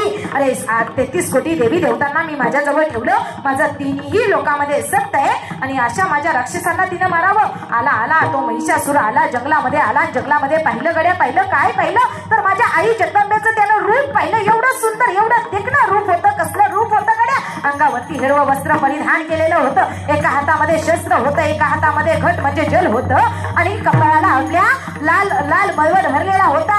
कमरे इतके लांब लचक तिचे केस होते, लाल बुंद झालेले रक्तासारखे डोळे होते, डाळिंबी सारखी फुललेली जीभ होती. एवढी सुंदर, एवढी लावण्यवती माझी आई अंबा जगदंबे माता होती. तो महिषासूर गेला आणि माझ्या आईचा हात हातामध्ये धरला. आईनं म्हणावं, ऐकणार रे बाबा, तो महिषासूर राक्षस आहे, मी ऐकले गड्या, तुझी कीर्ती खूप आहे रे, खूप तू महान आहे गड्या, तू 33 कोटी देवांवरती सुद्धा विजय मिळवला, तुझा अधिकार खूप मोठा आहे, तुला कोण मारू शकत नाही, तुला कोणी युद्धामध्ये हरवू शकत नाही. पण ऐक ना, ऐक ना, ऐक ना, तुझं इच्छा आहे ना गड्या माझ्यासोबत विवाह करावा, तुला मी तुझा हातामध्ये घ्यावा. तर ऐक ना, ऐक ना, माझी एक अट आहे, माझा एक पण आहे गड्या. तू काय करावं, तू मला युद्धामध्ये हरवावं, माझ्याशी युद्ध करावं. युद्धामध्ये तू जर मला हरवलं ना तर मी तुझा हातामध्ये घेईल, तुझ्याशी विवाह करेल असं माझ्या देवी मातेनं म्हणावं. पण ऐका गड्या, ऐका, त्या महिषासुराला सुद्धा वाटलं अरे एक सामान्य स्त्री काय मला मारू शकते, अरे 33 कोटी देवी देवतांना मी हरवलं, अरे भगवान शंकर आले त्यांना सुद्धा मला मारता आलं नाही, ब्रह्मदेव आले त्यांना सुद्धा मला मारता आलं नाही, साक्षात विष्णू आले त्यांना सुद्धा मला मारता आलं नाही, देवादिदेव भगवान शंकर महादेव आले कोणीच मला मारलं नाही, आणि सामान्य स्त्री काय मला मारू शकेल असा विचार त्यांनी मनामध्ये केला. अरे 33 कोटी देव स्वर्गामधून पाहत होते, 33 कोटी देव स्वर्गामधून त्या माझ्या आई जगदंबेला प्रार्थना करत होते, त्या भगवती देवीला प्रार्थना करत होते. ऐक ना का माते, आमची इच्छा आहे कडे, आम्हाला 33 कोटी देवी देवतांना त्या महिषासुराला मारता आलं नाही, पण ऐक ना, ऐक ना, ऐक ना, तू मारावं अशी आमची इच्छा आहे गड्या. मग काय करावं माझ्या देवी मातेनं. युद्धाला सुरुवात झाली. ऐका गड्या, ऐका, दृश्य डोळ्यासमोर आला. युद्धाला सुरुवात झाली, युद्ध चालू होतं आणि माझ्या आईच्या हातामध्ये शस्त्र होतं. महिषासूर एवढा ताकदवान, एवढा बलवान राक्षस होता. त्या महिषासुरासारख्या राक्षसाला माझ्या आईनं जमिनीवरती पाडावं आणि त्याच्या छातीवरती लात देवावी शस्त्र आणि त्याला भस्म करून टाकावं. ऐका, ऐका, ऐका, त्या माझ्या आईमध्ये एवढी ताकद होती. 33 कोटी देवांना ज्या महिषासुरानं हरवलं होतं ना, त्याच महिषासुराचा वध एका सामान्य मातेनं, एका सामान्य स्त्रीनं केला होता. म्हणून तिला काय म्हटलं जात होतं, महिषासुर मर्दिनी म्हटलं जातं. कशामुळं, तर तिने एवढ्या महिषासुरासारख्या वाईट राक्षसाचा काय केला, वध केला. पण ते महिषासुर कसा जन्माला आला, म्हशीच्या पोटातून जन्माला आला, म्हणून त्याचं नाव काय ठेवलं, महिषासूर ठेवलं.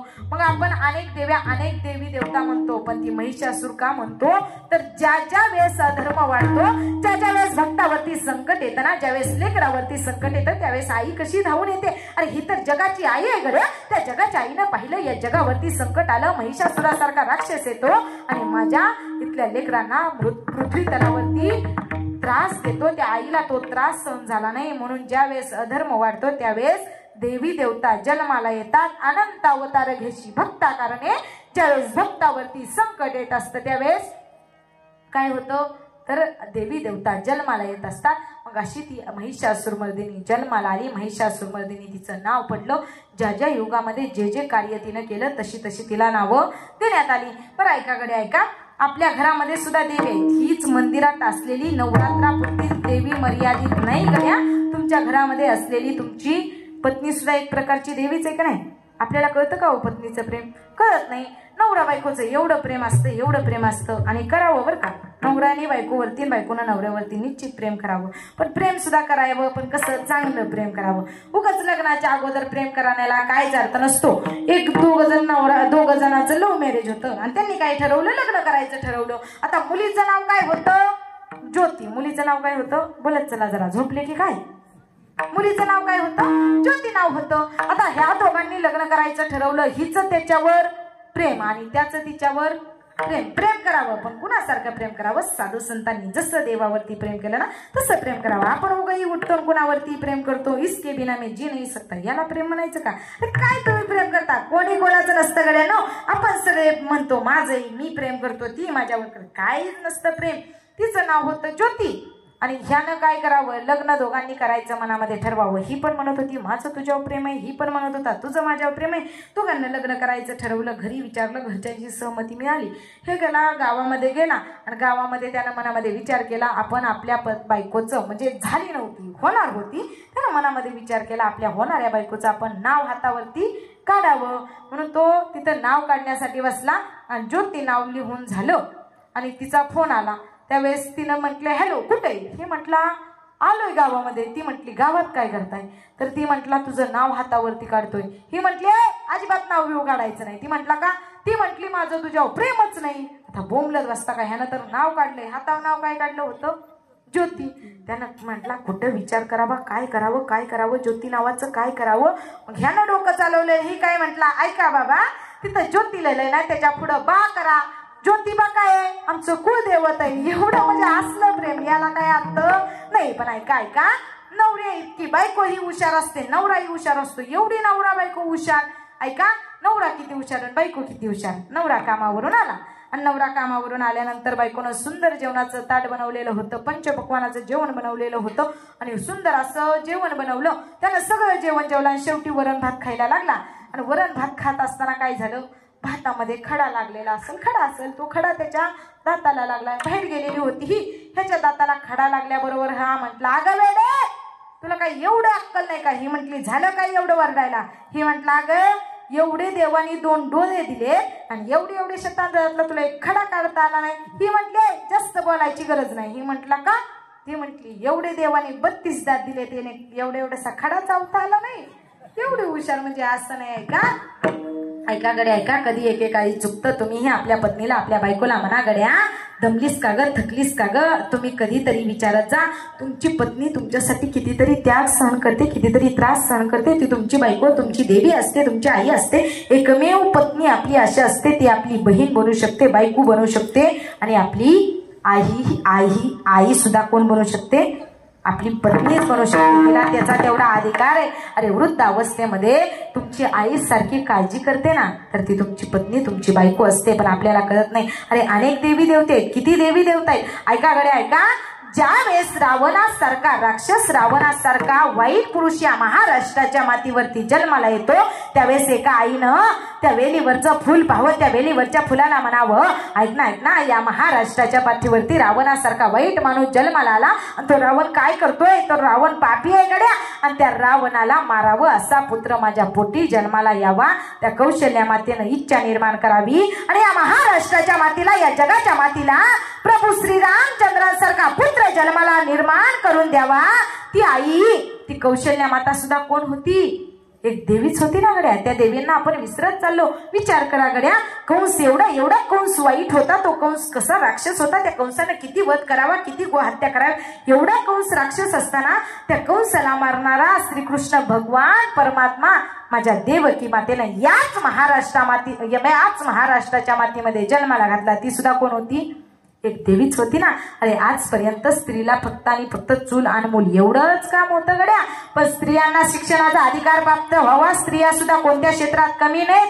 म्हणून पुरुषांच्या खांद्याला खांदा लावून एकेकाळी जावं, त्या महात्मा ज्योतिबा फुलेंसोबत जावं आणि मातीमध्ये लिहायला वाचायला शिकवावं, शाळेमध्ये शिकवण्यासाठी जावं. पण ऐका गड्या, ऐका, या समाजातल्या लोकांना काय करावं? माझ्या सावित्रीबाई फुलेंच्या अंगावरती चिखल टाकावा, शेण टाकावं, दगडे हाणावीत. पण ऐका, अधिकार एवढा त्यांचा राग गेला नाही, द्वेष केला नाही, त्रास सहन केला.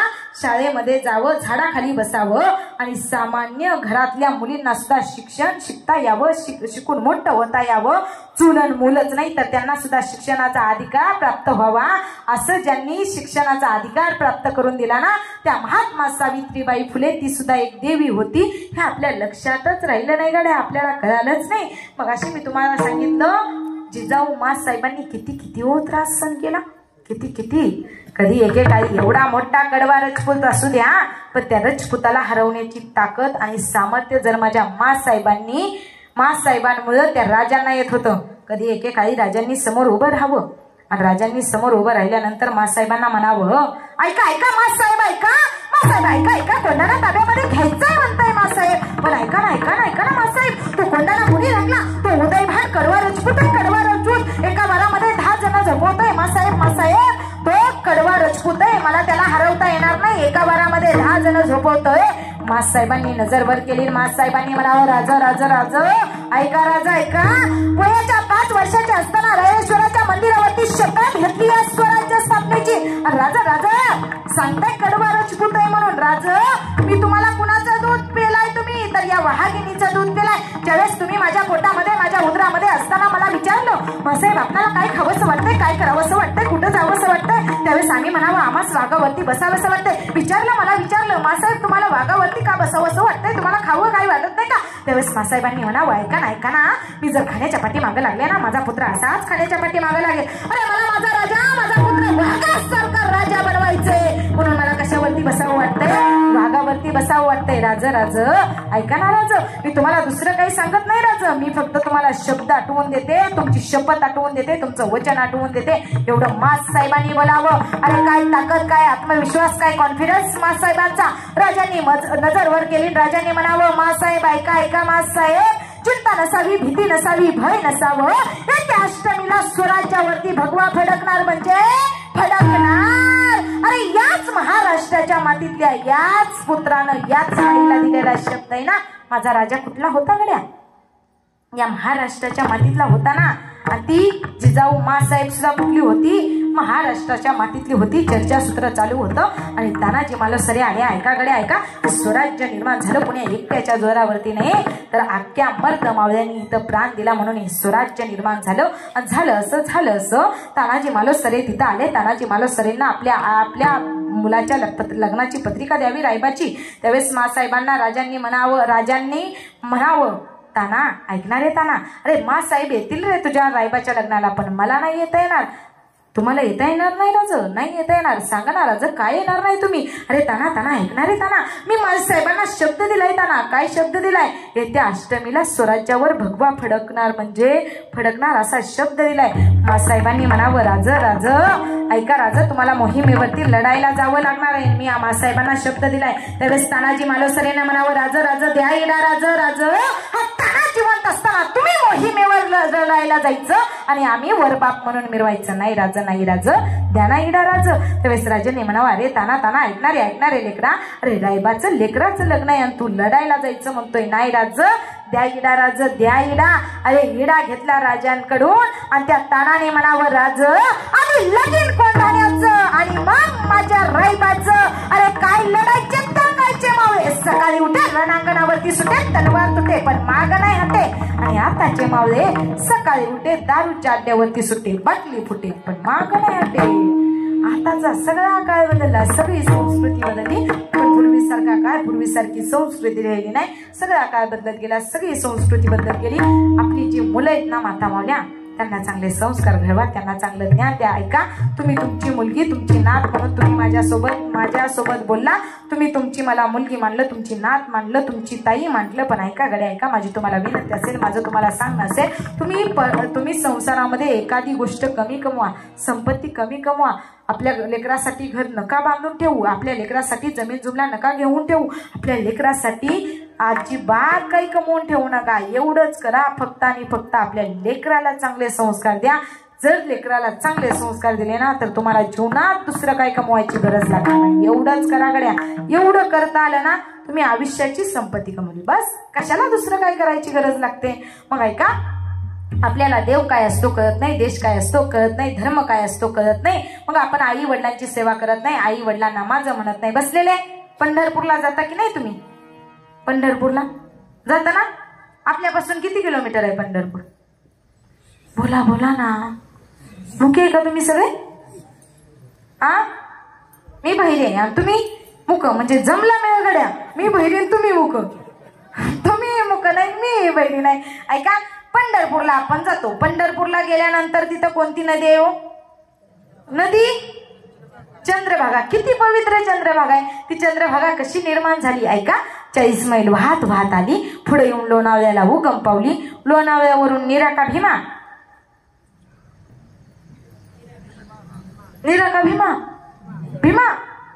निरा. ऐका, 40 मैल वाहत आली, पुढे येऊन लोणावळ्याला उगम पावली. लोणावळ्यावरून निरेला आली, निरेवरून भीमेला आली. भीमेचा हात हातामध्ये घेतला आणि ऐका गडे ऐका, महाराष्ट्राचं वैभव, परमार्थाचं वैभव, या जगाचा बाप पंढरीचा पांडुरंग, परमात्मा विश्वाचा मालक, आराध्य दैवत असणारं या महाराष्ट्राचं वैभव, पंढरीच्या पांडुरंग परमात्म्याचं दर्शन घेतलं. पुंडलिक पायरीपाशी आली आणि चंद्रभागा नाव निर्माण करून गेली.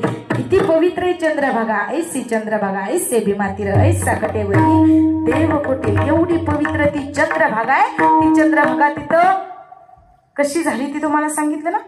आलं का नाही तुमच्या लक्षात? 40 मैल वाहत आली, फुले येऊन लोणावळ्याला उगम पावली. लोणावळ्यावरून निरेला आली, निरेवरून भीमेला आली. भीमेचा हात हातामध्ये घेतला, चंद्रासारखं वळण घेतलं, चंद्रभागा नाव निर्माण केलं. अशी ती चंद्रभागा निर्माण झाली. तिथं चंद्रभागेच्या तिथंच पहिलं कोणतं मंदिर लागतं? पहिलं मंदिर बोला ना, कुठलं मंदिर आहे? जाताय का नाही हे तरी सांगा गड्या मला. तुम्ही पंढरपूरला जाताय का? जाता ना? मग कुठलं मंदिर आहे तिथं? कुठला भक्त आहे तिथं? जगाच्या बापाला तिथं कुणी बोलवलं? पुंडलिकानं. त्या पुंडलिकानं जगाच्या बापाला काय करावं? विटेवरती उभा करावं. बसलेले सगळ्यांसाठी साधा आणि सोपा प्रश्न आहे. तुम्ही महाराष्ट्राच्या मातीतले ना? महाराष्ट्राच्या मातीतलं. मी पण महाराष्ट्रातलीच आहे ना? आपण सगळे एकाच महाराष्ट्राच्या मातीतले ना? मग ऐका, पंढरीचा पांडुरंग परमात्मा ज्या विटेवरती उभा राहिला त्या विटेचं नाव काय गड्या? विटेचं? तुम्ही म्हणसाल आम्हाला काही ह्याचं घेणं देणं नाही, आम्हाला असलं काही पडत नाही, आम्हाला असलं काही समजत नाही, आम्ही कधीच विचार केला नाही गड्या. जगाचा बाप कोणत्या विटेवरती उभा राहिला, जगाच्या बापाला गळ्यामध्ये कोणते अलंकार घातले, जगाच्या बापाच्या कानामध्ये मासा काय, याचा आपण कधीच विचार करत नाही. पण ऐका गड्या ऐका, जगाचा बाप ज्या विटेवरती उभा राहिला त्या विटेचं वर्णन काकड्यामध्ये केलेलं आहे. किती सुंदर काकड्यामध्ये वर्णन केलंय. अक्षय वीट चरण तळवटी. काय विटेचं नाव? अक्षय वीट. जी कधी क्षय होत नाही, जी कधी नष्ट होत नाही, त्या अक्षय विटेवरती काय केलं? त्या पुंडलिकाने जगाच्या बापाला उभा केलं. त्या जगाचा बाप आणि जगाची आई, त्या जगाच्या बापाचं जगाच्या आईचं नाव म्हणजे काय? विठोबा.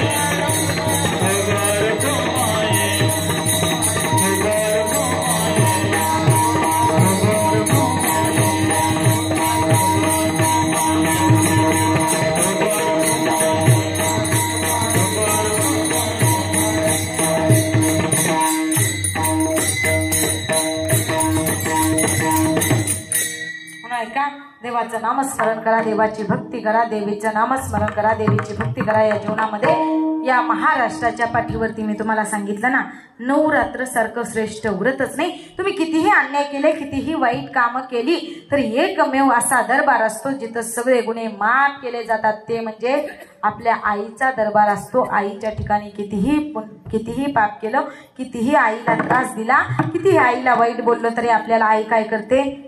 आशीर्वाद देते, आई न्याय मिळवून देते. तशी ही जगाची आई आहे गड्या.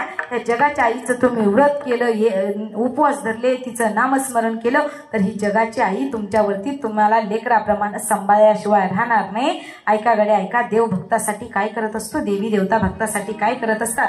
त्या पुंडलिक पैरीच्या तिथलं एक जुनं गीत आहे बघा. माता मावल्या, भक्त पुंडलिकासाठी उभा राहिला विटेवरी, भक्त पुंडलिकासाठी उभा राहिला विटेवरी, ज्याने मलाही दाखवाना विठुरायाची पंढरी, ज्याने मलाही दाखवाना विठुरायाची पंढरी, विठुरायाची पंढरी.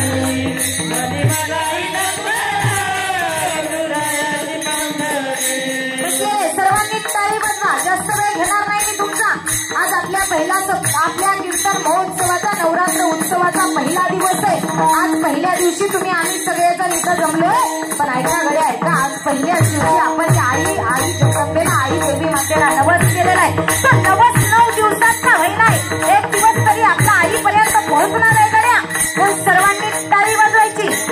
माता माऊल्या तुम्ही म्हणायचं नाही बरं का, माता माऊल्या तुम्ही माझ्यासोबत म्हणायचे बरं का, सर्वांनी म्हणायचे. माता माऊल्या तुम्ही म्हणायचे, कारण मला धनी नाही, तुम्हाला धनी सोबत पंढरपूरला जायचे. माझं अजून झालं नाही, तुम्ही माझ्या पाठीमागं म्हणत राहायचे. भक्त पुंडलिकासाठी उभा राहिला विटेवरी, भक्त पुंडलिकासाठी उभा राहिला विटेवरी, धनी धनी ऐकाय नाही येत मला. भक्त पुंडलिकासाठी उभा राहील. धनी आहे ना तुम्हाला धनी आहे ना. तुम्हाला जायचंय की नाही तुमच्या पतीसोबत, तुमच्या मालकासोबत पंढरपूरला? तिथं सुद्धा देवी आहे, विठाई माता आहे. तिथं सुद्धा आई रुक्मिणी देवी माता बसलेले. तिला पाहिला जायचं नाही तुमच्या पतीसोबत, तुमच्या मालकासोबत? तुम्हाला जायचंय की नाही? माझं झालं नाही म्हणून मी म्हणते तुम्ही धनी म्हणा, तुम्ही धनी म्हणा. पण तुम्हाला तुमच्या धन्याचं नावच घ्यायचं नाही तर मी काय करावं? ऐका सर्वांनी भक्त पुंडलिकासाठी उभा राहिला विटेवरी, भक्त पुंडलिकासाठी उभा राहिला विटेवरी, धनी मलाही दाखवाना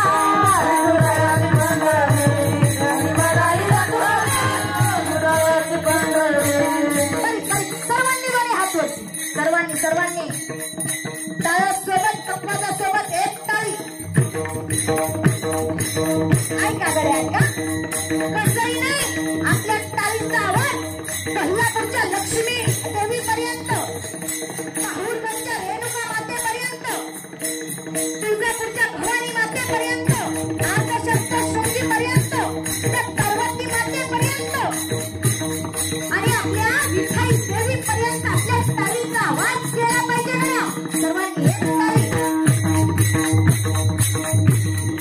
मला वाटतं पहिल्याच दिवशी ती आई ती जगदंबा माता आपल्या नैसाला पावल्याशिवाय राहणार नाही, कारण आज आपण या पहिल्याच दिवशी माझ्या आईचा नवस केलेला आहे, त्या आईला प्रार्थना केलेली आहे गड्या.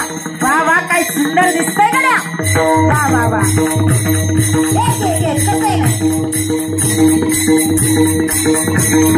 सर्वांनी हात खाली घ्या, बारीक बारीक. सर्वांसाठी एकदा, मृदुंगाचार्यांसाठी टाळकऱ्यांसाठी एकदा जरा टाळी वाजवायची पाहिजे. बारीक बारीक का सर्वांनी टाळी चालू राहू द्या. झालंय आता आपल्या कीर्तन जास्त वेळ घेणार नाही मी तुमचा. आपल्या टाळीचा आवाज निश्चित निश्चित निश्चित आपल्या या महाराष्ट्राच्या मातीवरती साडेतीन तीर्थक्षेत्र शक्तीपीठ आहेत, त्या 3.5 देवीपर्यंत आपल्या टाळीचा आवाज केला पाहिजे, अशी टाळी वाजवली पाहिजे. ऐका गड्या ऐका, की भक्त पुंडलिकाच्या पायरीच्या तिथे गेल्यानंतर विचार करा गड्या, तो भक्त पुंडलिक कसा होता, एवढा पाठी होता, एवढा वाईट होता. अरे कधी एके काळी माईच्या कंबरट्यामध्ये लाथ घालावी, माई अंगणामध्ये पडावी, आणि माई अंगणामध्ये पडल्यानंतर काय व्हावं, त्या बापाने काठी टेकवत टेकवत यावर बापाने म्हणावं, चल चल आता तुझ्या लेकराने तुझ्या पुंडलिकाने तुला लाथ घातली गड्या, चल आता तुझा पुंडलिक, तुझं लेकरू, तुझं बाळ तुझं राहिलं नाही. त्यावेळेस त्या पुंडलिकाच्या आईनं म्हणावं, ऐका ना आपले जातं आपले सोड, आपल्या लेकरानं आपल्याला लाथ घातली म्हणून आपण आपल्या लेकराला सोडून द्यायचं का. त्यावेळेस पुंडलिकाच्या बापाला म्हणावं, असं ऐकलंय त्या जगाच्या पाठीवरती विश्वाच्या पाठीवरती आईच्या प्रेमाला लाज नसते गड्या, ते काही खोटं नाही. अगं तुझ्या लेकरानं तुला लाथ घातली तरी तू म्हणते असू द्या ना, आपलेच जातं आपले सोड. तो भक्त पुंडलिक एवढा पापी होता, एवढा वाईट होता, मग त्यानं काय करावं, माता पित्यांची एवढी सेवा करावी, एवढी सेवा करावी, आणि ती सेवा पाहून जगाचा बाप भेटायला यावा. आणि भेटायला आलेल्या जगाच्या बापाला पुंडलिकानं म्हणावं, अरे देवा आला रे विठ्ठला तू माझ्या भेटीला, पण ऐकणार रे पांडुरंगा, मी माझ्या आई वडिलांच्या सेवेमध्ये एवढा मग्न झालो ना रे देवा, मी तुझी सेवा करू शकत नाही. पुंडलिका मग मी काय करू रे. त्यावेळेस पुंडलिकानं समोर वीट पडलेली होती, ती वीट उचलली माग फेकली, ऐसा कैसा रे तू विट मागे फिरकाळी विट. त्या विटेवरती त्या पुंडलिकानं काय केलं, देवाला उभा केलं. तो भक्त पुंडलिक कसा होता ऐका, तो भक्त पुंडलिक होता पाठी आणि दृष्ट, आई बापाची केली सेवा सारे पाप झाले नष्ट. भक्ती लावून भक्ताला आला विटाया श्रीहरी, भक्ती लावून भक्ताला आला विटाया श्रीहरी, घरी मकाई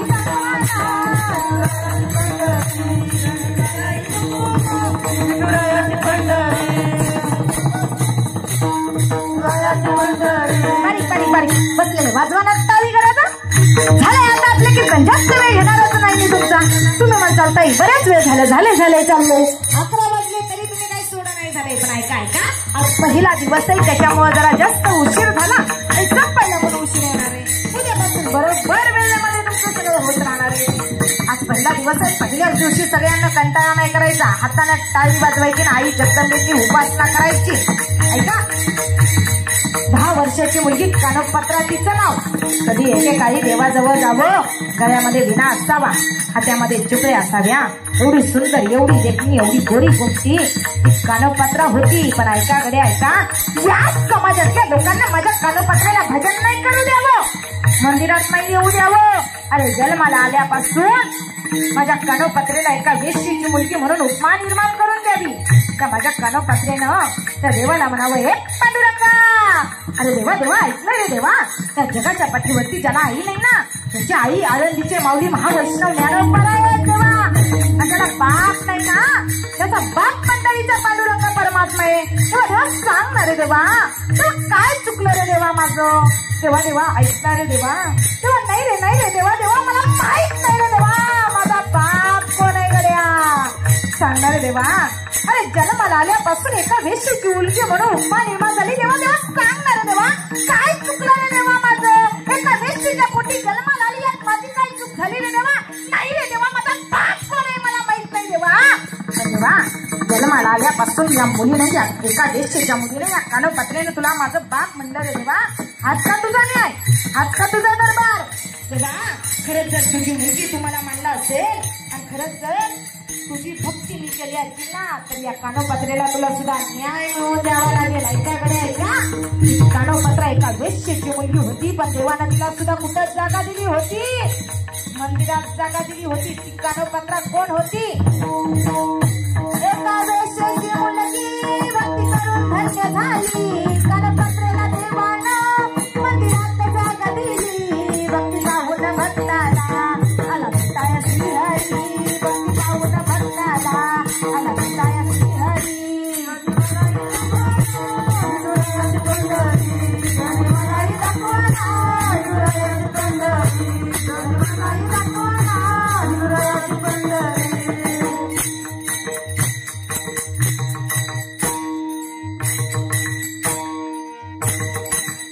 ऐका देव भक्ताची भक्ती पाहून भेटायला येत असतो. आजपासून आपण इथं माझ्या आई जगदंबा मातेची देवीची प्रार्थना केली, भक्ती केली, व्रत केला, उपवास केला. निश्चित ती आई जगदंबा माता, देवी भवानी माता, कोल्हापूरची लक्ष्मी आई, माहूरगडची ती रेणुका माता आणि त्या तुळजापूरची भवानी माता, त्या पंढरपूरची विठाई देवी माता आपल्याला इथं दर्शन दिल्याशिवाय राहणार नाही. पण ऐका गड्या ऐका, देवीला कधी पाहायचं. आपल्या देवीला सुद्धा आपल्याला घरामध्ये पाहता येतं गड्या, पाहता येतं. कधी पाहायचं आपल्या देवीला. ऐका गड्या ऐका. सगळ्यात अगोदर उठते, दिवसभर हातानं कष्ट करत असते. तुम्ही सुखानं 2 घास खातात, ती बनवते म्हणून तुम्ही जेवण करता आणि ती सगळ्यात शेवटी जेवते, सगळ्यात उशिरानं झोपते आणि पुन्हा सकाळी सगळ्यात अगोदर उठते ना. ती तुमच्या घरातली तुमची देवी तुमची पत्नी असते, तुमची आई असते, तुमची बहीण असते, तुमची पत्नी असते. हे आपल्याला कळतच नाही गड्या, कळतच नाही. आपल्या घरातल्या देव्यांना आपण विसरत चाललो. त्या देव्यांना तेव्हा चला पहिल्यासारखा काळ, पहिल्यासारखी संस्कृती राहिली का. पूर्वीचा काळ कसा होता. पूर्वी जंगलामध्ये मेंढरांचा वाडा होता आणि विहिरीवरती सुंदर नाडा होता आणि खोटं बोलणाऱ्याला जोडा होता. पूर्वी लेकाईच्या धाकात होती, नतनी मोत्याची तिच्या नाकात होती. पूर्वी मुली तुमचं ऐकत होत्या, आता ऐकतात का. राहिलं नाही. आणि पूर्वी जी माणसं खरं बोलली जायची त्यांना चांगलं म्हटलं जायचं आणि खोटं बोलली जायची त्यांना मार दिला जायचा. आता तसं नाही. आता खरं बोलणाऱ्याला मार आणि खोटं बोलणाऱ्याला खरं म्हटलं जातं. पूर्वीचा काळ बदलला. पूर्वी जंगलामध्ये मेंढरांचा वाडा होता आणि विहिरीवरती सुंदर नाडा होता आणि खोटं बोलणाऱ्याला जोडा होता. पूर्वी लेकाईच्या धाकात होती, नतनी मोत्याची तिच्या नाकात होती. पूर्वीचा बुवा मंदिरात गात होता आणि साऱ्या गावाला पाटलाचा धाक होता. अय पाटील, पाटील हाय का नाही कोणी तर तुमच्या गावामध्ये. पाटील पाटील हाय का तुमच्या गावामध्ये. असलं तरी मी हितल्या पाटलांचं सांगत नाही, पूर्वीच्या पाटलांचं सांगते. पूर्वी पाटील म्हणाल तीच पूर्व दिशा. आता तसा काळ राहिला नाही, तशी संस्कृती राहिली नाही. पूर्वीसारखा काळ बदलला नाही, पूर्वीसारखा काळ राहिला नाही, पूर्वीसारखी संस्कृती राहिली नाही. मग ऐका, सगळी लोक बदलत जातात, तसा सगळा काळ बदलतो. 2 जण नवरा बायको होती आणि लग्नाच्या अगोदर तो नवरा तो मुलगा आपल्या पत्नीला आपल्या बायकोला फिरायला न्यायचा, सोनू म्हणायचा, पिल्लू म्हणायचा, जानू म्हणायचा, बर्फी म्हणायचा, हॉटेलला जेवायला न्यायचा, ड्रेस घ्यायचा, फिरवायचा, सगळं करायचा. कधी लग्न व्हायच्या अगोदर. आणि लग्न झाल्यावर सगळं बंद झालं आणि सगळं बंद झाल्यावर बायको त्याला म्हटली का लग्नाच्या अगोदर तुम्ही नाही मला मेसेज करायचा, व्हॉट्सअप करायचा, कॉल करायचा, सोनू म्हणायचा, पिल्लू म्हणायचा, जानू म्हणायचा, बर्फी म्हणायचा, हॉटेलवरती जेवायला न्यायचा, नवीन ड्रेस घ्यायचा, गाडीवरती फिरायला न्यायचा, सगळं लग्न झाल्यावर करायचा. आणि का म्हणे लग्न झाल्यापासून साधं जेवली का म्हणून बी विचारत नाही, तुला काय पाहिजे का म्हणून बी विचारत नाही, असं का करायला लागले तुम्ही? त्यावेळेस ती म्हटला, अगं बाई, त्यानं दिलेले उत्तर किती गोड आहे का? त्यानं म्हणावं, अगं बाई, निवडणूक झाल्यावर निवडणूक झाल्यावर कुठं प्रचार असतो का? एकदा झालं ना, जोपर्यंत होत नाही ना तोपर्यंत त्यात लय बरं वाटतं. एकदा झालं ना काही नाही हो, हे प्रेम हे काही सुद्धा नसतं. पण ऐका, इथं कीर्तनाला आलेले तरुण मंडळ असतील, सगळ्यांना माझी विनंती असेल, तुमची बहीण म्हणून, तुमची ताई म्हणून ऐकून जा माझ्याकडे. ऐका, तुम्ही कीर्तनाला आले, कीर्तन ऐकलं, 2 तास कीर्तन ऐकून निघून गेले, असं नका करू. ऐकाकडे ऐका, तुमची बहिणीची, तुमच्या ताईची तुम्हाला विनंती असेल. अरे कितीही श्रीमंत माणूस असला तरी तो दुःखीच असतो, आणि कितीही तरुण मुलगा असला तरी त्याला प्रेमामध्ये धोका भेटल्यानंतर तो काय होतो? त्याचं काय होतं? वाटूनच होतं की नाही? तो सुखाने राहतो का? पण ऐका, तुम्हाला दुःख झाल्यानंतर एखाद्या मित्राजवळ जा आणि त्याला दुःख आपलं सांगत जा. अरे कडू लिंबोळी कितीही पिकली तरी ती काय होते? कडूच लागते ना गड्या. किती श्रीमंत माणूस असू द्या, किती मोठा माणूस असू द्या, तो दुःखीच असतो की नाही? तुम्हालाही कशाचं दुःख झालं? कधी एकेकाळी एखाद्या मुलीने प्रेमामध्ये फसवलं, वाईट बोलली, तुम्हाला सोडून गेली तर दुःख वाटू नका. आपल्या मित्राजवळ जा, त्या आपल्या मित्राला सगळ्या गोष्टी सांगत राहा. मनामध्ये दुःख घेऊन अजिबात जीवन जगू नका. जो जन्माला आलाय त्याला जावं लागतं, त्याला मरावं लागतं. मग देवाचं नामस्मरण करा, देवाची भक्ती करा. अरे आई जगदंबेची तुम्ही भक्ती केल्यानंतर, नामस्मरण केल्यानंतर ती तुम्हाला तारल्याशिवाय राहणार नाही. अरे मध काय करतो? मध गोड आहे का कडू आहे? मध कसलं आहे? गोड आहे ना. मध कितीही रागानं खाल्ला तरी मध माणसाला गोडच करतो, आणि विष कितीही प्रेमानं पेलं तरी विष माणसाला मारतच. आणि देवाचं नाव, माझ्या आई जगदंबेचं नामस्मरण तुम्ही कसंही घेतलं, कुठेही घेतलं तर ती तुम्हाला तारते, तुम्हाला मुक्ती मोक्ष देते. म्हणून त्याच्याकरता हे करायचं असतं, देवाचं नामस्मरण, व्रत नेम हे करायचं असतं. मग पूर्वीसारखा काय राहिला नाही आपल्या घरामध्ये. आपली सासू म्हणजेच आपली आई, आपली देवे, तिला कधी विसरू नका. सगळ्या काय बदलला? पूर्वीसारखी माणसाला माणुसकी राहिली नाही. आज माणसाला माणुसकी नाही, आज माणसाला माणुसकी नाही.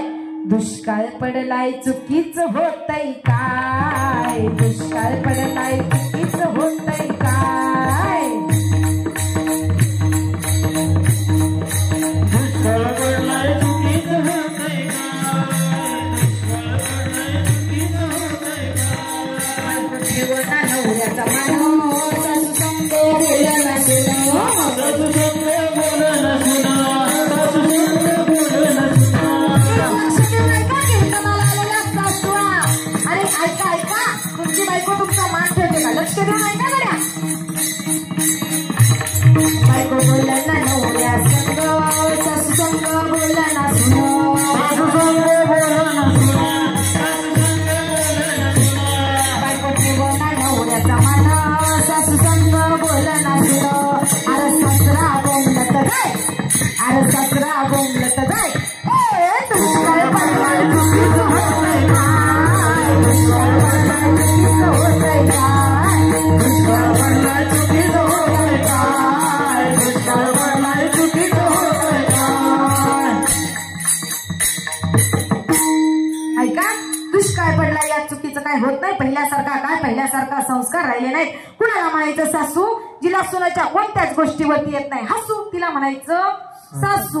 आणि कुणाला म्हणायचं ननंद, जिला भाऊजाईचा कधीच बघवत नाही ना आनंद, तिला म्हणायचं ननंद. बघा बराच वेळ झालेला आहे, आता 11:30 वाजलेले. सकाळच्या 11 वाजल्या की जेवणाकरता 11 करावं लागतं, संध्याकाळचं झोपण्याकरता 11 वाजले की करावं लागतं. मग ऐका, बरोबर 11:30 वाजत आले.